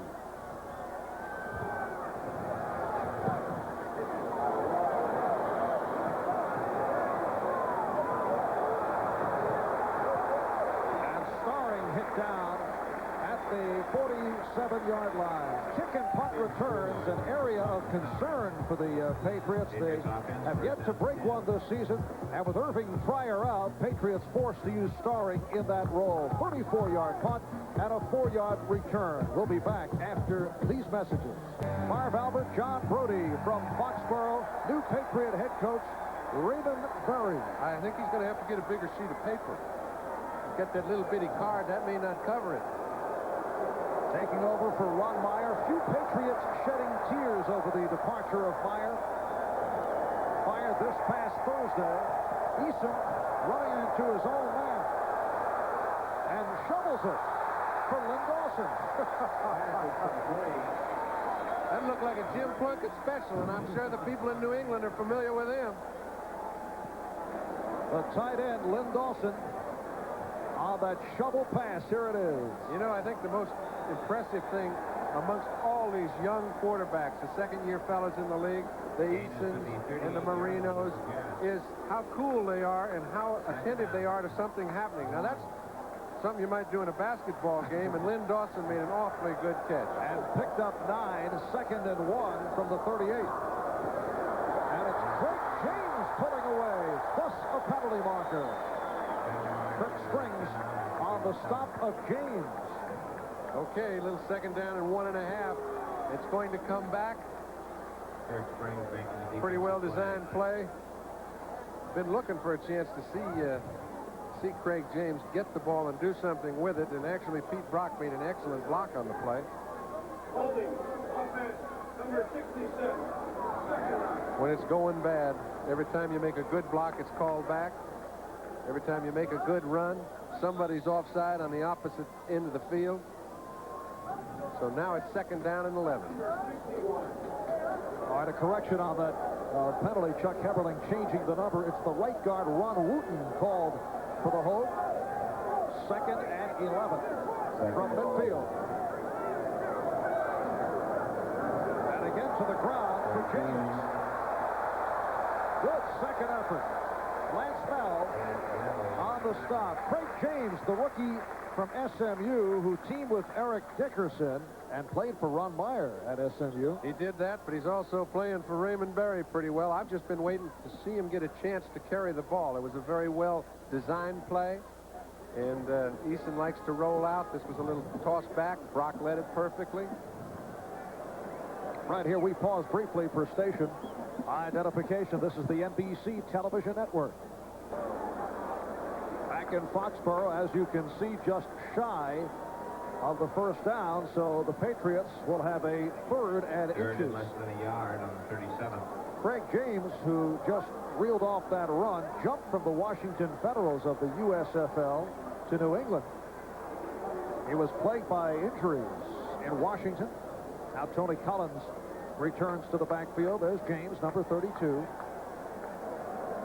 Lou Erber says of Craig James, He's just like the top players, the Jimmy Taylor with speed. Well, that's making a pretty strong Nice compliment, yes. Patriots 0 for 6 in third down conversion. Making 1 for 7 as Collins has picked it up. 7:40 left. Third quarter. The Jets 20, the Patriots 6. A swing around the NFL scoreboard. Pittsburgh now leading Atlanta 21-3. Frank Pollard running it in from 5 yards away in the third quarter. Now Kansas City looking to bounce back from the loss to the Jets last week in front of Tampa Bay. Cleveland under new head coach Marty Schottenheimer in front of New Orleans. First down at the Jet 35-yard line.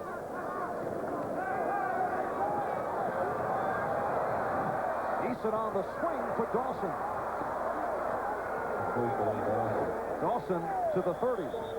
Buttle on the tackle. Well, remember the last time these two teams played, Marv? Eason was able to run around back there, create some time for himself, and complete balls to whomever he liked. It looked like a smorgasbord back there, and he did it because they contained number 99. They haven't been effective doing that so far today. They're putting a little more attention on him right now. He was not a factor on that play, and it gave Eason a little more action. And it's been a splendid season for Mark Gastineau, despite the earlier problems with the court case, back spasms, the flu. He's been able to ride right through it. 2nd and 5. Off the draw, James. Stop at the line. Buttle right there. Buttle, Crable, and Mel doing the job once again this week at linebacker, and that was a problem position earlier this year, what with the Jets hit with some key injuries. Score updates. New Orleans behind Cleveland 14-10 in the third quarter. Kansas City. It is a third down and 5 coming up. It's Pittsburgh 21. This is the time in the game where if you're a coach, you have to think about whether we're trying to pick up a first down with 2 plays, being 14 points back, or have a go at it right now with 1.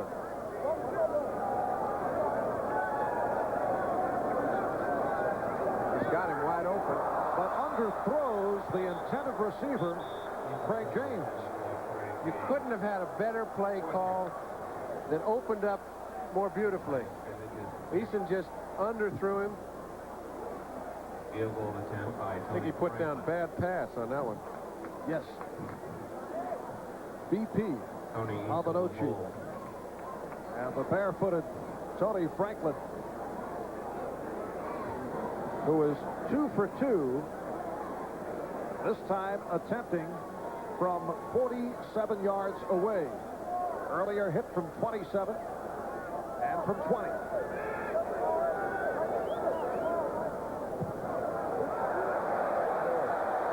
And hits again. So Tony Franklin having himself a fine day. And that's to the extent of the Patriots scoring. 5:39 remaining. Third quarter. Jets 20, Patriots. While Tony Franklin connecting from 47 yards away. Once again, the Patriot drive fell short, and they had to settle for the field goal. So Franklin will kick off. Bobby Humphrey, Kirk Springs are back. Humphrey, who did not handle one last week against Kansas City, and obviously clubs looking to stay away from the man who is leading the NFL, averaging 33 yards per kickoff return. And I'm certain that Franklin will stick this deep in the end zone. That's about the only way you can get away from Humphrey. Didn't do it. Well, here's Kirk Springs once again to the 20. Slippery runner. Out to the 25-yard line. Paul Dombrowski, who has had an outstanding day, able to stop Springs after Tutupu just did miss. Well, I think this is a good illustration of the fact that even your front-line players are on special teams nowadays, and the special teams have been such an important factor. Mosi Tutupu just misses the tackle, but he's a first-string fullback. The Patriots trailing the Jets by the score of 20-9, 5.5 left. Third quarter. And it's Freeman McNeil. Stopped by Roland James. And you want James did stop the play, but I think a perfect example of what we've been talking about all day is the block on Andre Tippett, number 56. He's been known as a home wrecker. Take a look what happens to him. He gets a little pull job from Stan Waldemore. He starts to get him, and as soon as he gets moving backwards, Freeman McNeil runs right over the top of him for a gain of 6. And Freeman McNeil has hit the 100-yard mark once again, so bouncing back from the rib injury intended for McNeil.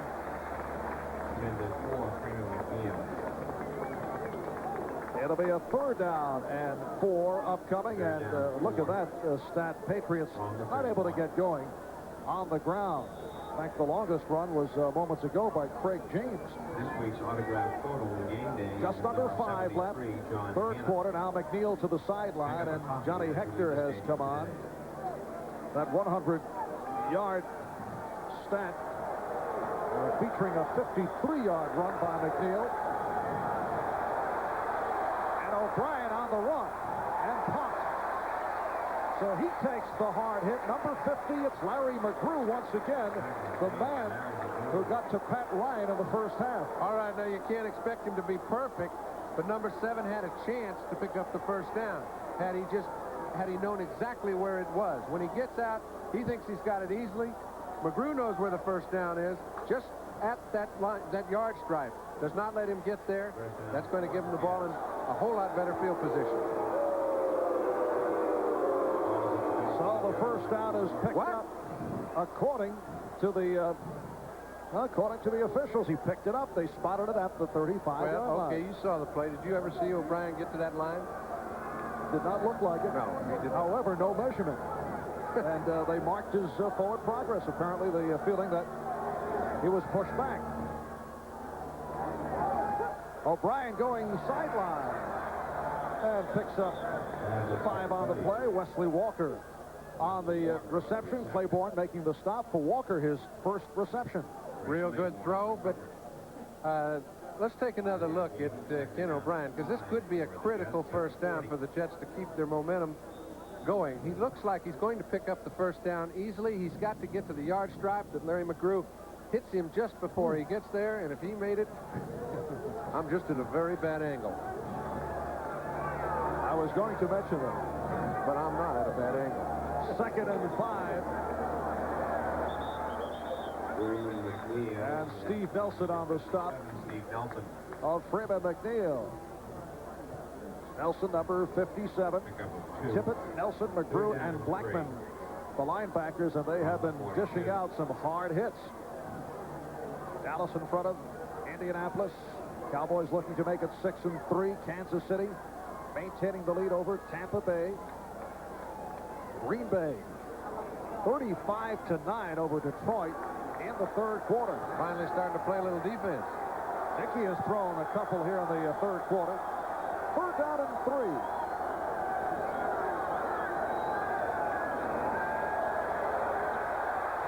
And O'Brien is hammered down by Don Blackman, number 55. Blackman has been there on several occasions today, and they've all been close. Now we take a look at Ken Sims and Marvin Powell. We mentioned what a fine year he's having. Keeps excellent position. O'Brien was forced out of the pocket and taken down easily. 4th sack of the day for New England. And Stephen Starring awaiting the Chuck Ramsey punt. Ramsey with his 3rd boot of the day. He is back at the 17-yard line. And here is Starring. And a bad punt. What you call a shank. And some extracurricular activity on the play. It goes for 17 yards. The Jets have given the Patriots every opportunity to get back in this ball game. And remember, the Patriots were behind 23-0 to Seattle, ended up winning 38-23, so they know they can get back. Foxborough, 2:25 left. 3rd quarter. Patriots coming to life. The poor punt by Ramsey that traveled 17 yards. And New England takes over at midfield. Out of the backfield, Mosi Takupu. Picking up 7 on the play. Carter and Crable combining on the tackle. Join us again next Sunday for an NFL doubleheader right here on NBC Sports. The featured games including a showdown between 2 of the great running backs in the game, Walter Payton of the Bears, Marcus Allen of the Raiders, and the second half of the doubleheader, Mark Gastineau getting a shot at the NFL's top-ranked quarterback, Dan Marino, the New York Jets, and the Miami Dolphins. NFL 84 with Bob Costas getting it underway, 12:30 Eastern Time. Second and about 3. Eason. Oh, it is broken up. Stephen Starring with a shot at it. Lance Mel on the coverage. He threw a bullet. Yeah, he had a shot at it, but three defenders had an excellent shot at him. And those balls are almost beyond the call, even if it was a little bit lower. But you'll notice he's got to put his arms up in the air. Tough catch a little bit behind him. And it's you all be careful if you're a wide receiver in there. You all be careful. I mean, I've had many receivers that if I did that once, I'd apologize and make sure if I did it again, it was in a very critical situation. Tony Eason is 20 for 28. 186 yards. Third down play for Eason. And has the first down with Morgan.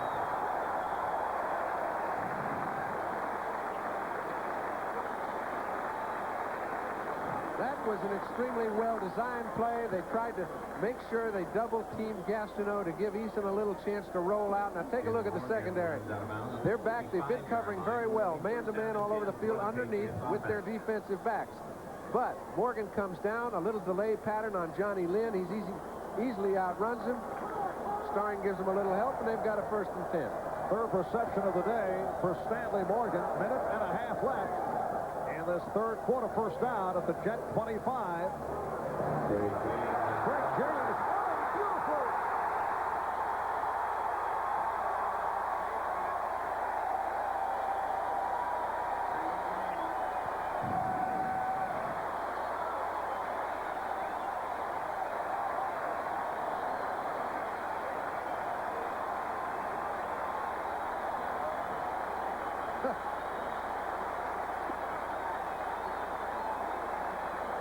As we see Raymond Berry noting the fact that number 32 runs pretty well when he gets in the open field. This man was a sensation during preseason, has been used very seldom during the season, but maybe Lou Erber's right. He's a Jimmy Taylor for about 10 yards, but he got a little speed when he gets out there in the open.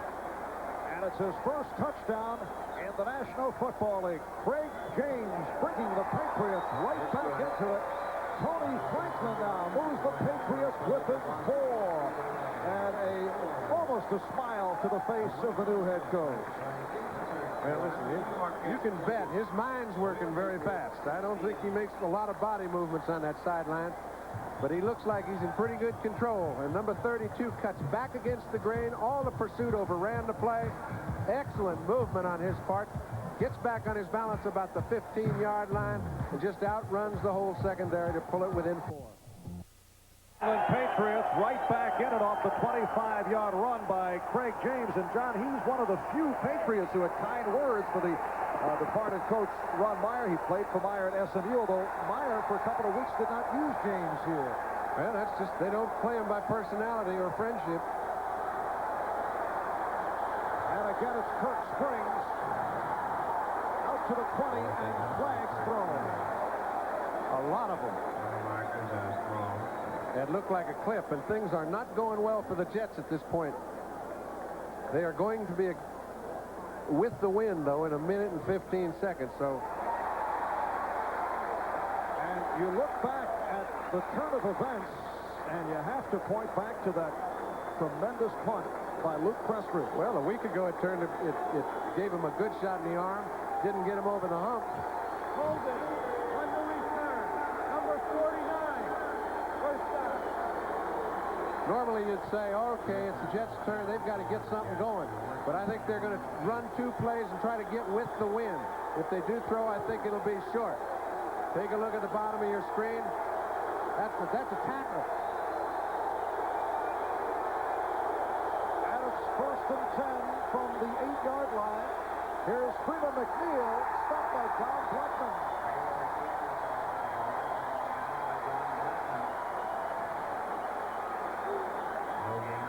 And this is a pumped-up ball club. You bet.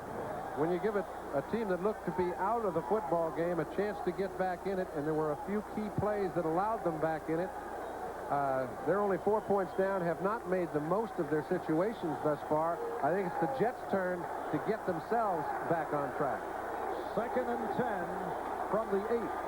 Ken O'Brien, who took over for Pat Ryan, who was hit hard by Larry McGrew and injured his jaw in the first half. And the second back coming through, McNeil, for a short pickup. Nelson, Sims, Owens on the stop. They're closing it down. The offensive line for the Jets had all the best of it throughout the first 2 quarters of play. Field position has changed that around a little bit. Excellent block by Page, however, on Steve Nelson. I think they're going to let this quarter end. Time running down, 3rd quarter, final seconds, and the crowd responding to this Patriot comeback.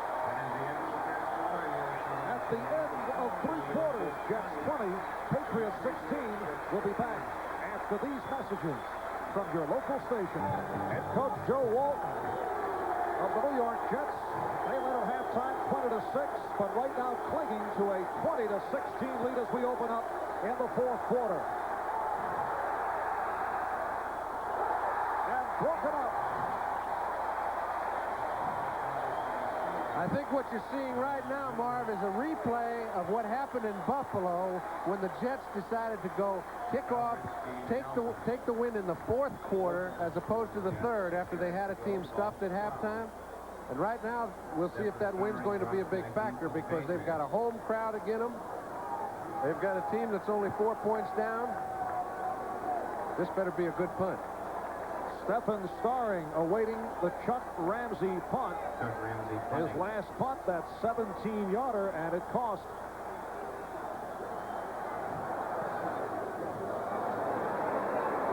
Here's Starring, midfield, picking up the block.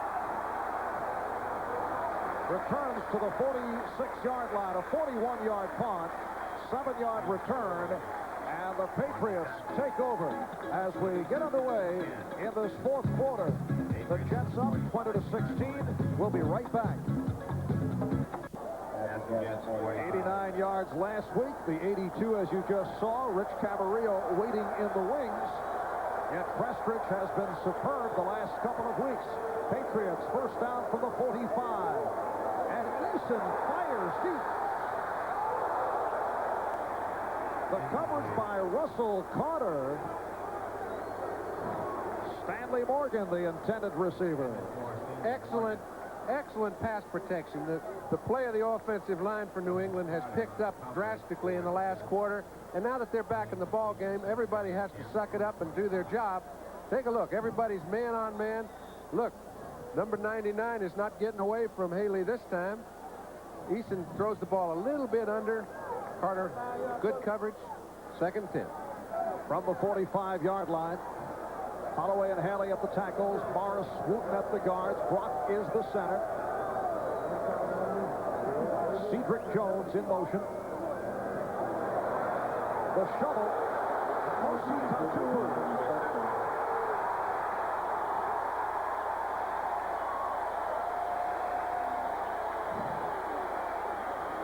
24 yards for Tatupu. Mosi Tatupu. He's been a crowd favorite around New England for several years. Had limited playing time. It seems like every time you have to call on somebody to make a big play, they call on Mosi, and he's up to the task. This is an excellent developing screen. You see, that's Pete Brock, number 58, leading the play. Tatupu follows his blocks perfectly. 1st and 10 on the 21, 4 points down. So the Patriots on the move once again. 2 minutes gone by, 4th quarter. Frank James,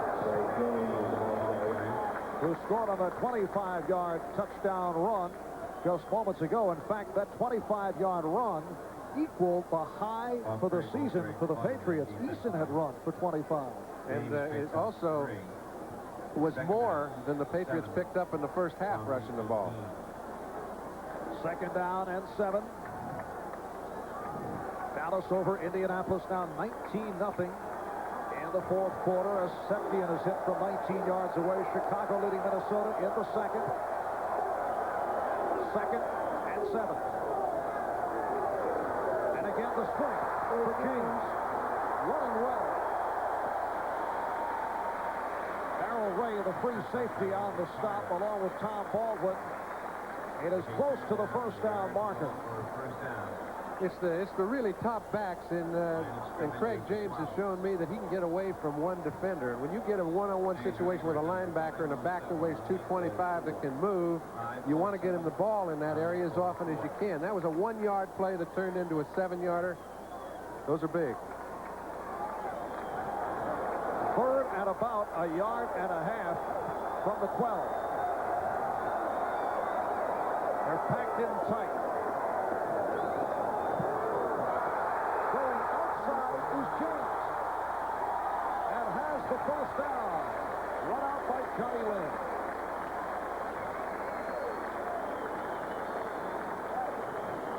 A very nice move, but he could not retain his balance. He ran into one of the cheerleaders. And a correction, that was Tony Collins. She's pretending to be okay.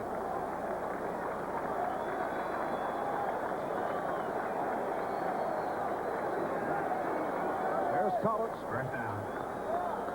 This play is stuffed at the point of attack. There's nowhere to go. Collins sees a little daylight outside, and except for the speed of Johnny Lindy to run it in. And it is a first and goal at the 5.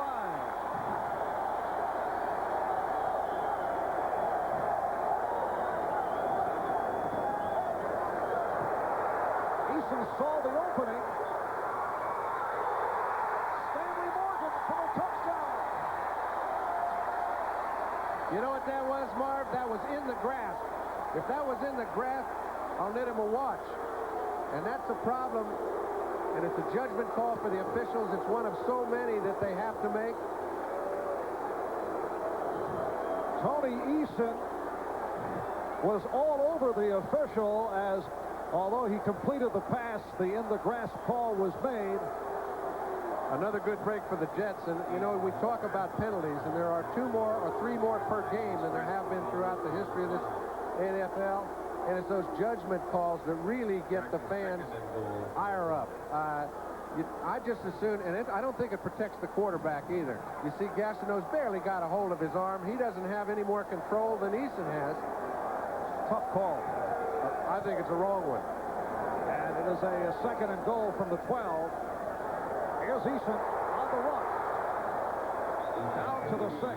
Bob Crable on the tackle. Well, Pat Ryan is limbering up. Well, I think he's been their guy all year long. When they need to get something done, he comes in and makes it happen.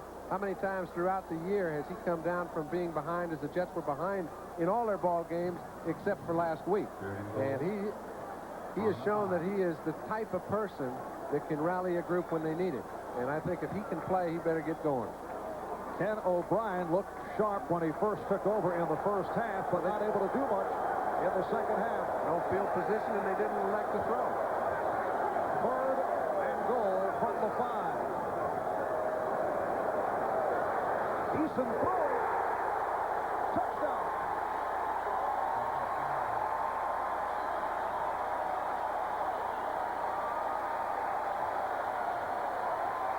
Stephen Storing on the score, and the Patriots have taken the lead.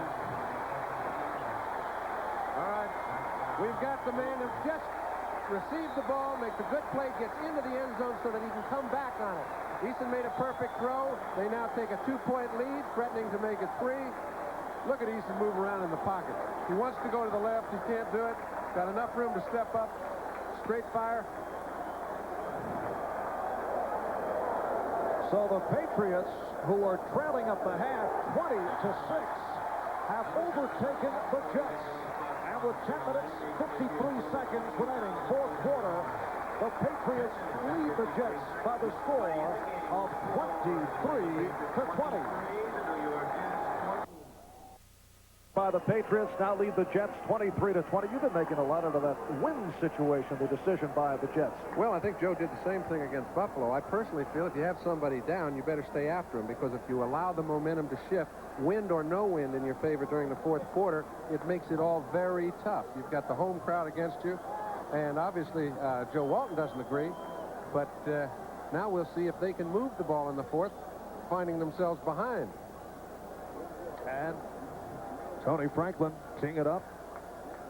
And you wonder if Pat Ryan is about to take over for Ken O'Brien. Well, I'm sure it depends on how healthy Pat Ryan is. You know, you don't know how severe that blow was, and I'm sure that'll dictate whether he comes back. What's this?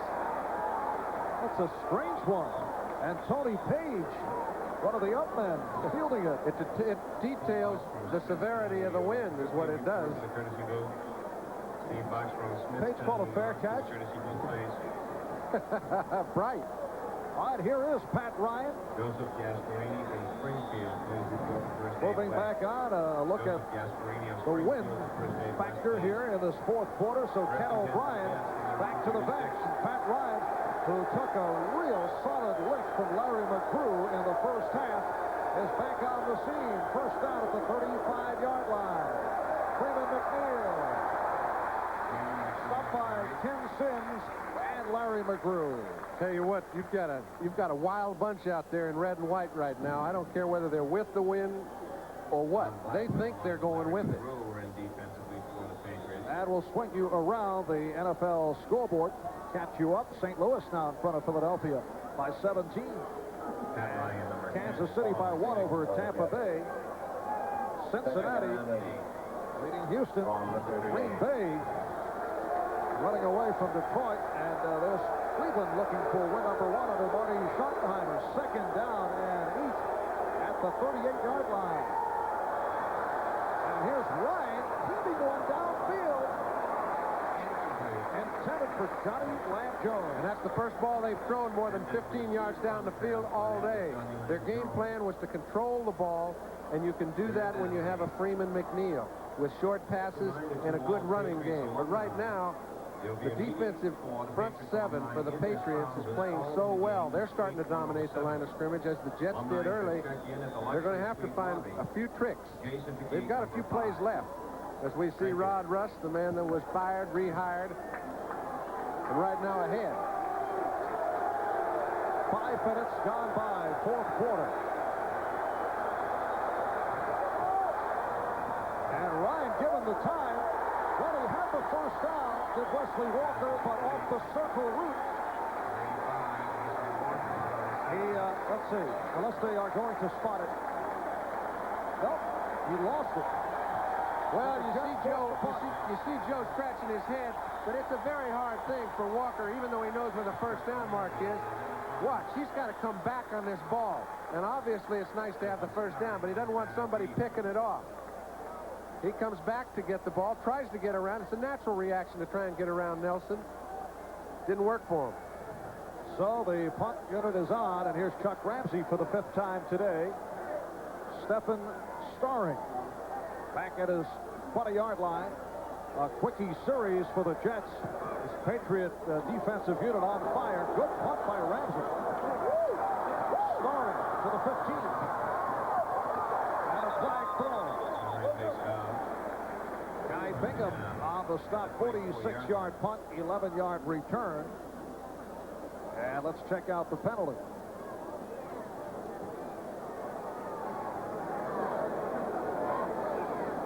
That's a good break for the Jets, Marv, because they could have let that ball go in the end zone, had it on the 20-yard line. Instead, Starring trying to make a big play, gets his team back inside their own 10 against the wind. Number 95 on the receiving team. First down. Number 95, Ed Reynolds, second-year man out of Virginia. Called on the penalty. So 8:55 left fourth quarter. The crowd responding to the Patriots as a timeout is called. New England. 8:55 left fourth quarter. Patriots take over first down from their 11. And it's Tatupu out to the 14-yard line. Bob Crable on the stop. Patriots have come from behind. The Jets were leading by scores of 13-3, 20-6 at halftime. But the Patriots in command in the second half. And they would love to cap off what has been a week of turmoil. The coaching change or changes. Raymond Berry taking over, falling behind badly, and a good come from behind effort. With Dawson. First down and more. Lance Bell on the stop. A 23-yard hookup. Yeah, but they've got the Patriots all pumped up at home, come back from a 17-point deficit.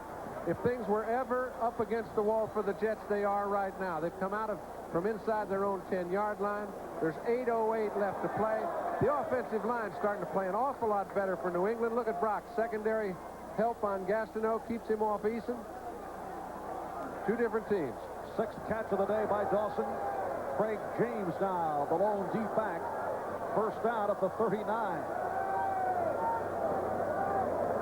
Here's James. And another New England first down. We mentioned the offensive line has started to really play some football. Now you're going to see a real good illustration of stretching out a defensive front four. If you get good contact with the defense, and you'll see Haley, Darrell gets a good piece on Gastineau. He's trying to run the ball down the line, but all the interior linemen on the inside sealed off. When they did so, it allowed James to cut back, pick up a big first down.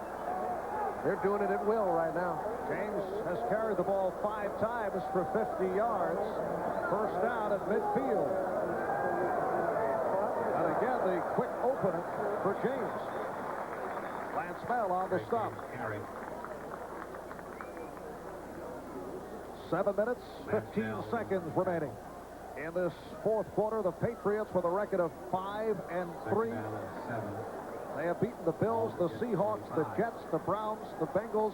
The losses twice to Miami, ripped up last week, and that one loss earlier to the Redskins. And we know what a big ball game this is because the Jets play 2 more divisional games than do the Patriots, and they'd have a chance if they won this ball game to beat them even if they tied. But if the Patriots win, they've beaten the Jets twice.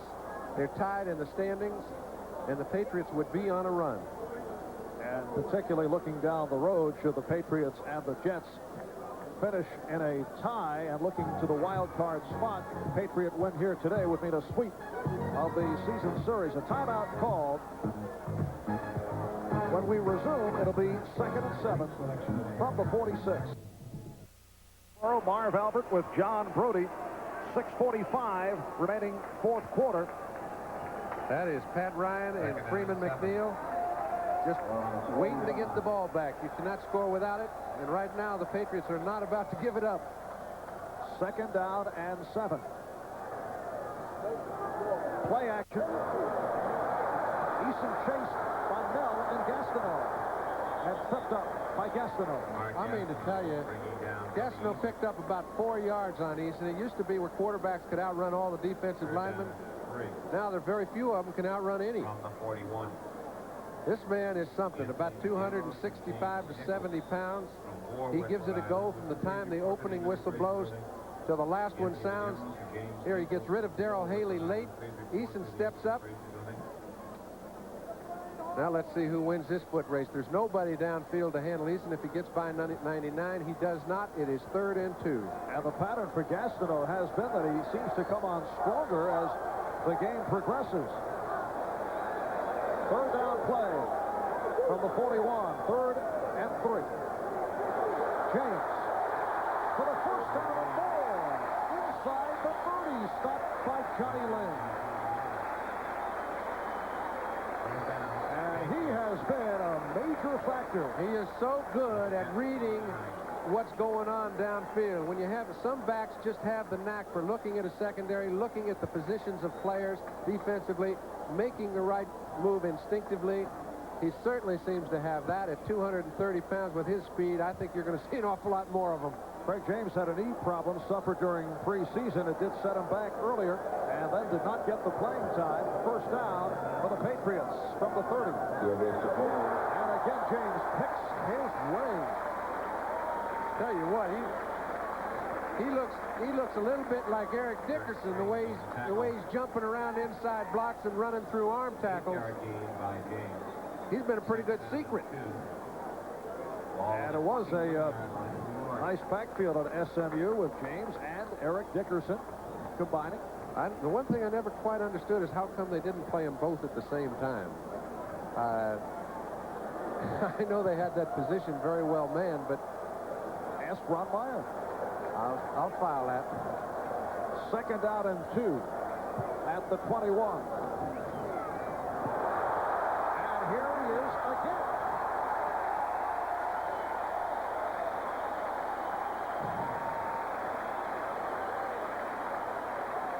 Well, you can say that he has been well rested. This is his first action in 2 weeks or 3.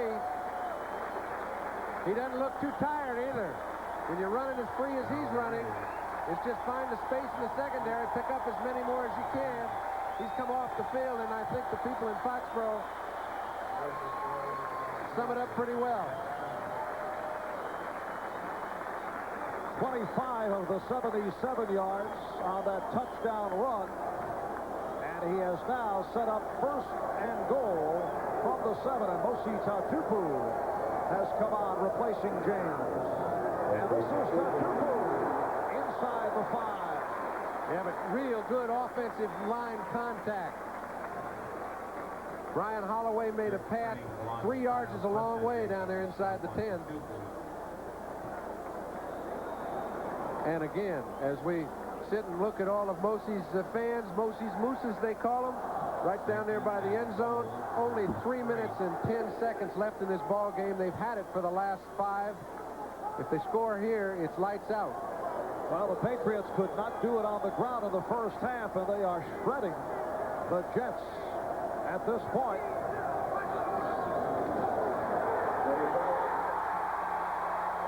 Tony Collins concluding the drive.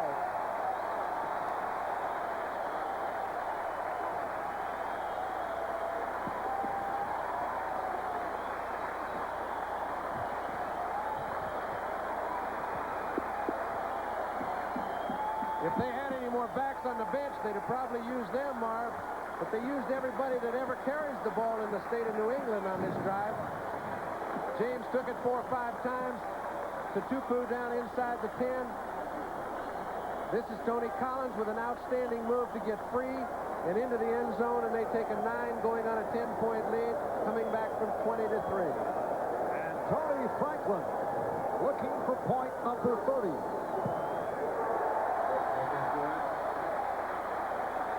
The Patriots, off a 10-play drive, capped off by a 3-yard run by Tony Collins, have jumped in front now 30 to 20. And this is just excellent running. There's no design here. You find whatever hole there is in the line, and they've had a few in this last quarter and a half. 2:53 left. They better get them quick if they're going to do anything. This is a ball club that came back from a 23-0 deficit to Seattle to beat the Seahawks, and here they are making the turn again this afternoon. Join us again next Sunday for an NFL doubleheader on NBC Sports. The featured games including that showdown between 2 of the great ones, Walter Payton and Marcus Allen. And don't forget, Dan Marino, Miami Dolphins going up against the New York Jets. It all gets underway. NFL 84 with Bob Costas beginning at 12:30 Eastern Time. Check your local listings for the games in your area. That was a 6-minute drive, and we mentioned before the game that you asked me what I thought Raymond Berry would do. I said, I think as he is a bright man, he'll sit and observe for a while before he makes any decisions. Those little cards in his hand, I'm sure, are there so that he can make whatever observations he did make. We haven't seen him making a lot of decisions throughout the afternoon, but you can bet he's taking it all in, and he loves what he's looking at. Many notes to check over these next couple of days for Raymond Berry. 2:52 left, fourth quarter.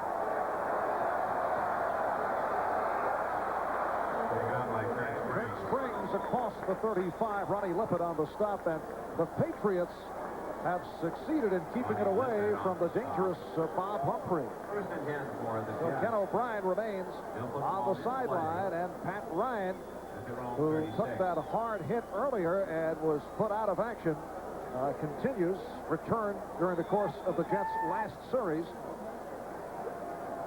But the Jets now trailing by 10 after leading 13-3. They led 20-6 at halftime.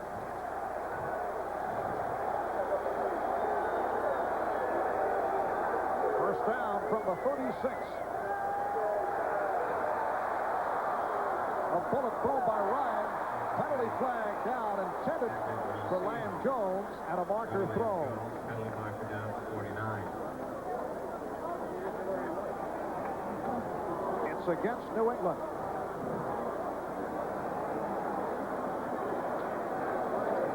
We see Ken O'Brien looking on, you know. Holding defense, number 57. 5-yard penalty, first down. You know, he played awfully well in the second quarter and at the end of the first, and really their structure did not call on him to take a leading role in the third. They ran the ball off tackle. You remember they didn't have very good field position, and that's how the Patriots got back in the ball game. First down from the 41. Good protection and a beautiful catch by Jones. Ernest Gibson on the stop. The Jets in a hurry-up offense as they picked up the first down. That's the hardest play to make in football as for a receiver. Up over your head with somebody taking your feet out from under you and maintaining possession. They've only used about 25 seconds off this clock since they got the ball. They've still got all their timeouts left. 16-yard pass play. Lamb Jones, 6 catches, 81 yards. Very impressive return to action. Incomplete, but a flag thrown. Bobby Humphrey, the intended receiver. 10-4, Bobby Humphrey. And the clock stopped with 2 minutes, 7 seconds left in this fourth quarter. It's against the Jets.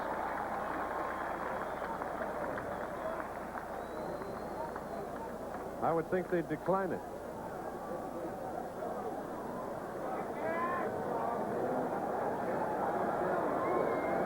An extra play is a whole lot harder to defense at this stage in the game. It's declined. Second down. And so the Patriots do turn it down. It'll be a 2nd and 10 at the 42-yard line. Joe Walt to your left. Raymond Berry.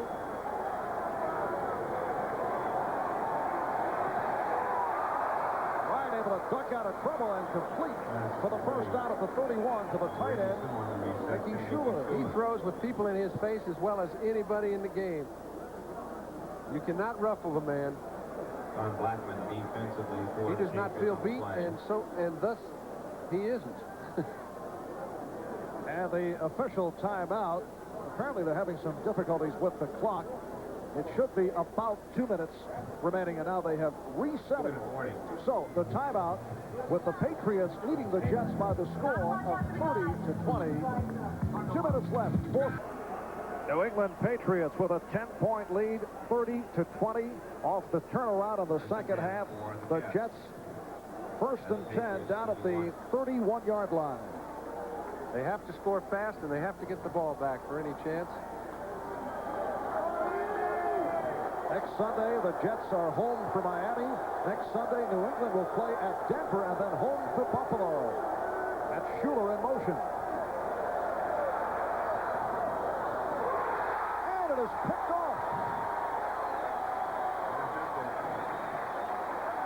Let's see what the call is.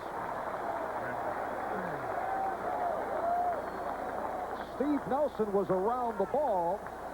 They're still sorting it out. The Patriots indicating the interception, and it is. And Steve Nelson played that ball perfectly. You don't expect a linebacker to be able to cover your tight end when he makes his turn in. Nelson, he kind of predicted where the ball was going to be thrown. You can see a little frustration going on right now from the Jets side.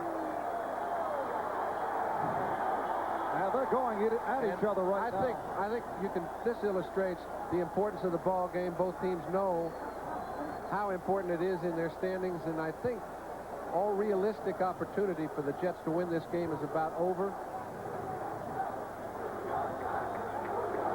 And I've noted a few things throughout the day that's unique about the Patriots. As we watched Pat Ryan throw the interception, they have come back from being down quite a ways, something they haven't always done. They've won a big game, which is something they haven't always been able to do.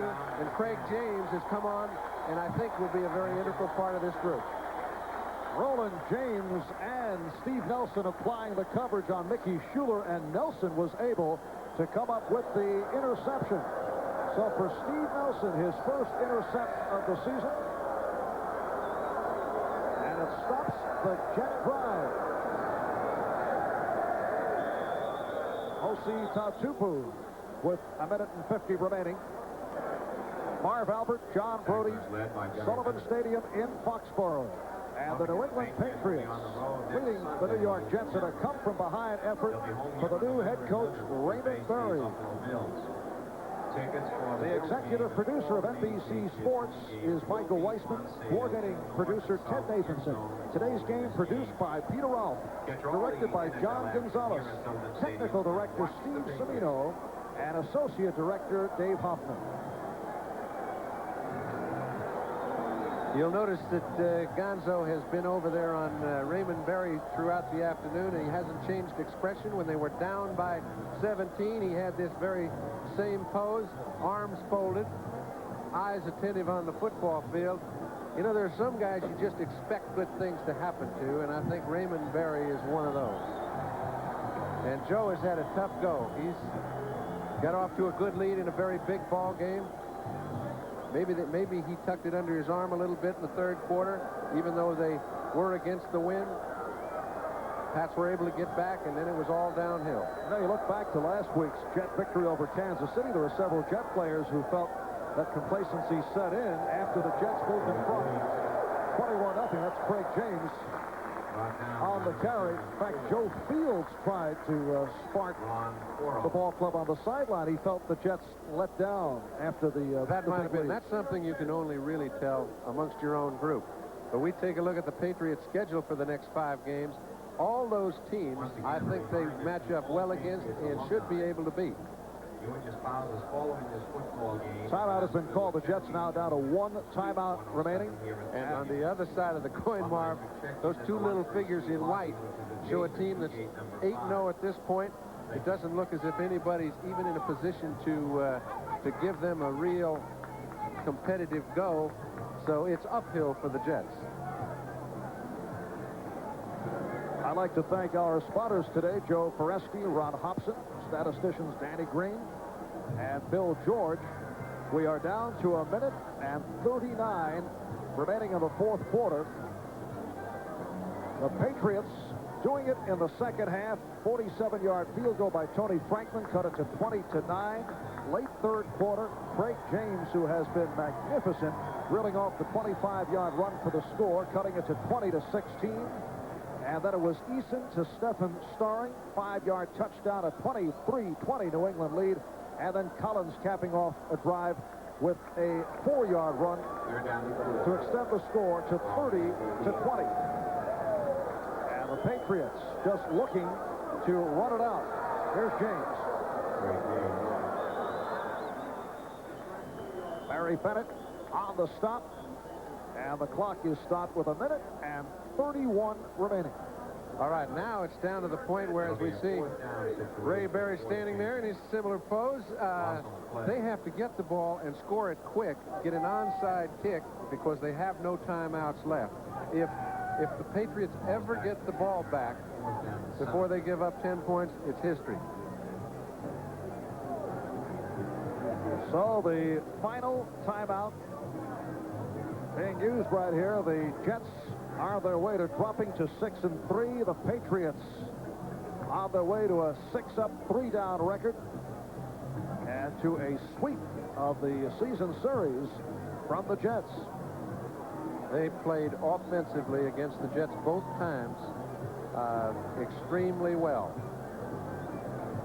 And in the earlier meeting, it was, for the most part, the passing game of Tony Eason.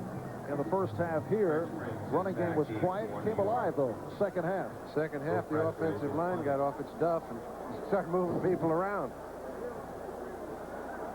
And Luke Prestridge, who had that key 82-yard punt that helped turn things in the second half, averaging 48 yards today.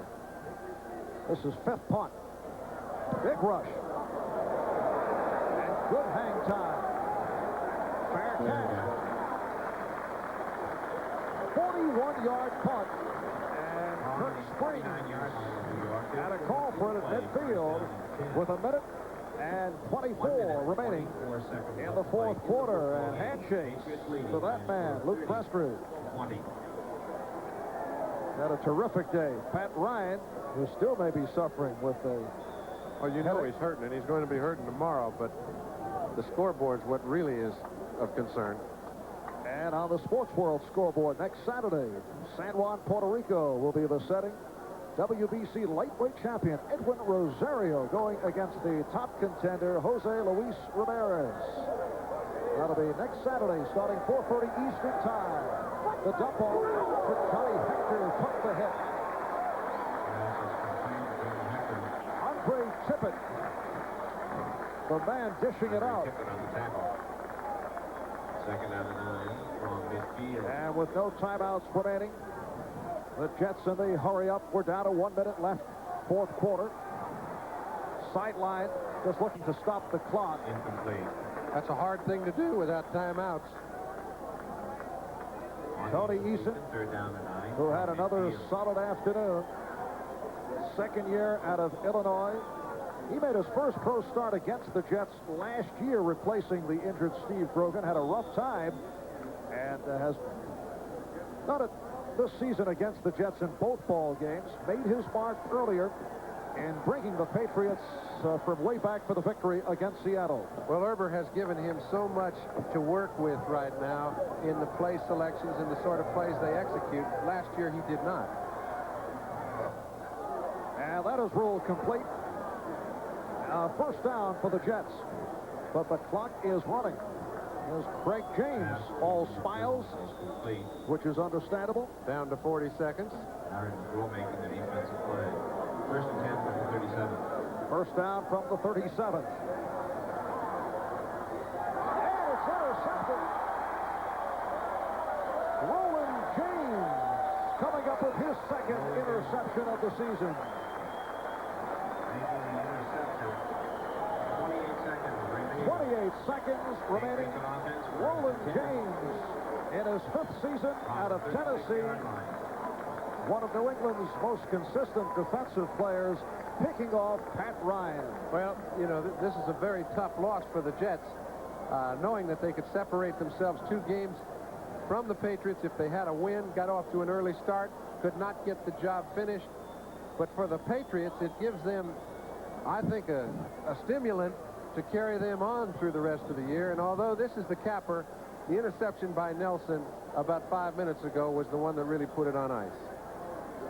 New England will just run it out. Tony Eason holding on, and that will wrap it. Clock running down. The New England Patriots making it a 2-game sweep. And in his NFL head coaching debut, Raymond Berry, who took over for Ron Meyer, has come up with the victory. Did not start out well for this man. The Jets with the big lead, leading at halftime by the score of 20-6. And now there's the gun to conclude matters here in Foxborough. The Patriots over the Jets by the score of 30-. Hi again, everybody. Bob Costas in New York, and now the Patriots have defeated the Jets twice this year, 28-21 at the Meadowlands and 30-20 in Foxborough. Let's take a look at some of the highlights, lowlights, if you happen to be a Jet fan. It started out as if Raymond Berry and the owner of the ball club, William Sullivan, would do all their smiling before the game because it was the Jets who were in control early. Ken O'Brien, in place of Pat Ryan, who was shaken up, goes into the end zone to Rocky Cleaver. That followed a 53-yard run from scrimmage by Freeman McNeil to set it up. and it was 10-0 in favor of the Jets. But in the second half, the Patriots rally. Here's that Craig James run. It cut the lead to 20-16 in the third quarter. About 8 minutes to go in the game, the Patriots take the lead for good. Tony Eason, a 5-yard pass to Steffen, starring in the end zone. That makes it 23-20. Later, Tony Collins scores. He is out of the doghouse now with Ron Meyer out and Raymond Berry in. From 4 yards out, Collins' touchdown made it 30-20, and that was the final score in the ball game. It is worth noting that Luke Prestridge had an 82-yard punt in that game for the Patriots. A week ago against Miami, he had an 89-yarder. Dallas is now 6-3. They beat Indianapolis by a score of 22-3 in Dallas. Danny White got the nod from Tom Landry as the starting quarterback, replacing Gary Hogaboom. Early in the ball game, the Colts setting up for a 50-yard field goal attempt. Ron Stark fumbles, runs for his life, and then his pass is intercepted by Bill Bates, and that scoring threat is ended.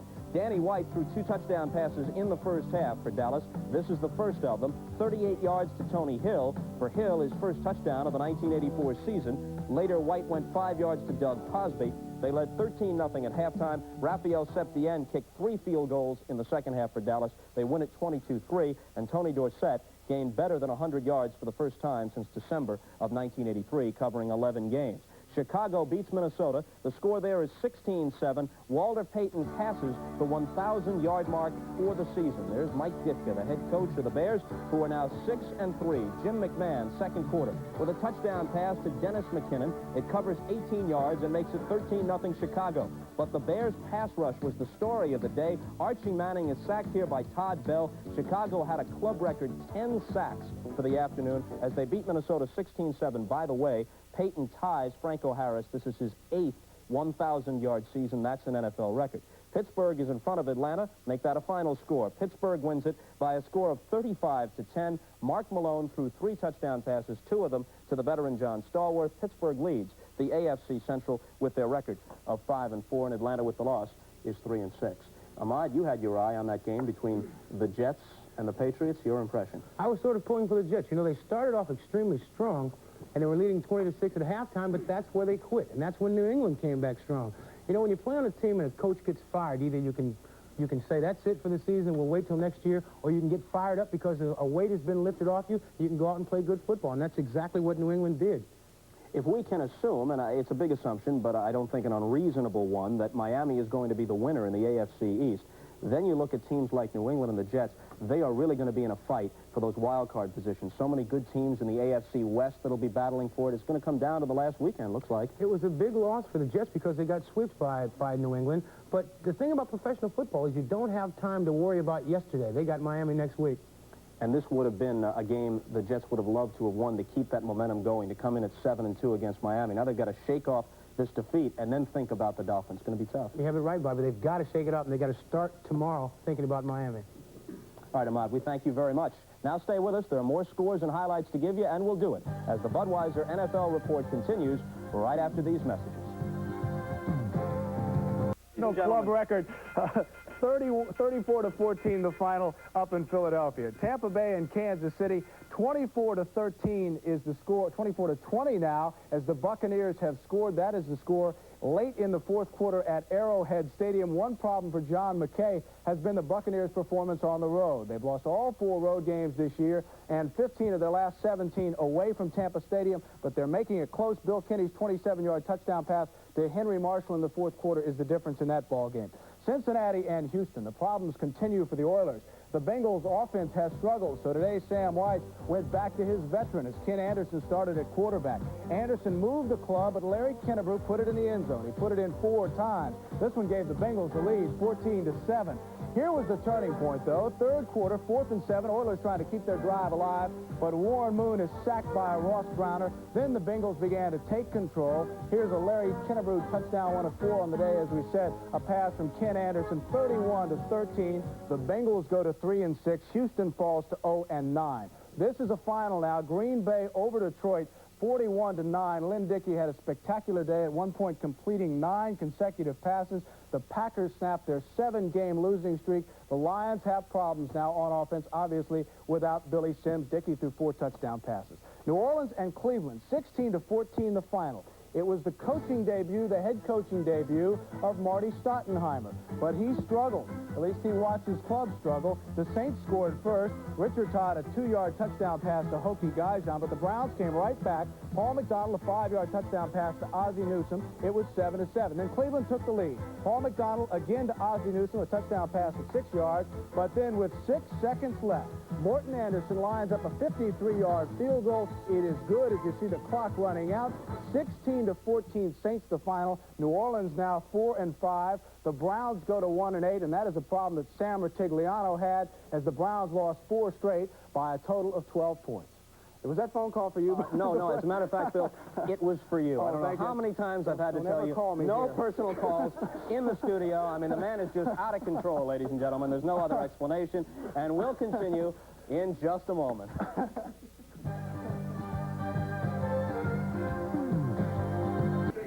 Thank you, Bob. And Raymond Berry, flanked by 2 of his assistants, Lou Erber, who runs the offense. He is the man to his right, and Rod Russ, the defensive coordinator, to the left. Raymond, congratulations on your first NFL head coaching victory. Now, at halftime, down 20-6, were you beginning to wonder, why did I take this job? No, not in the least. I have a lot of confidence in our personnel and our coaching staff, and I know the capabilities they have, and to me, it's just a matter of putting it together and getting the right things going, and I really was very confident we were going to win the ball game.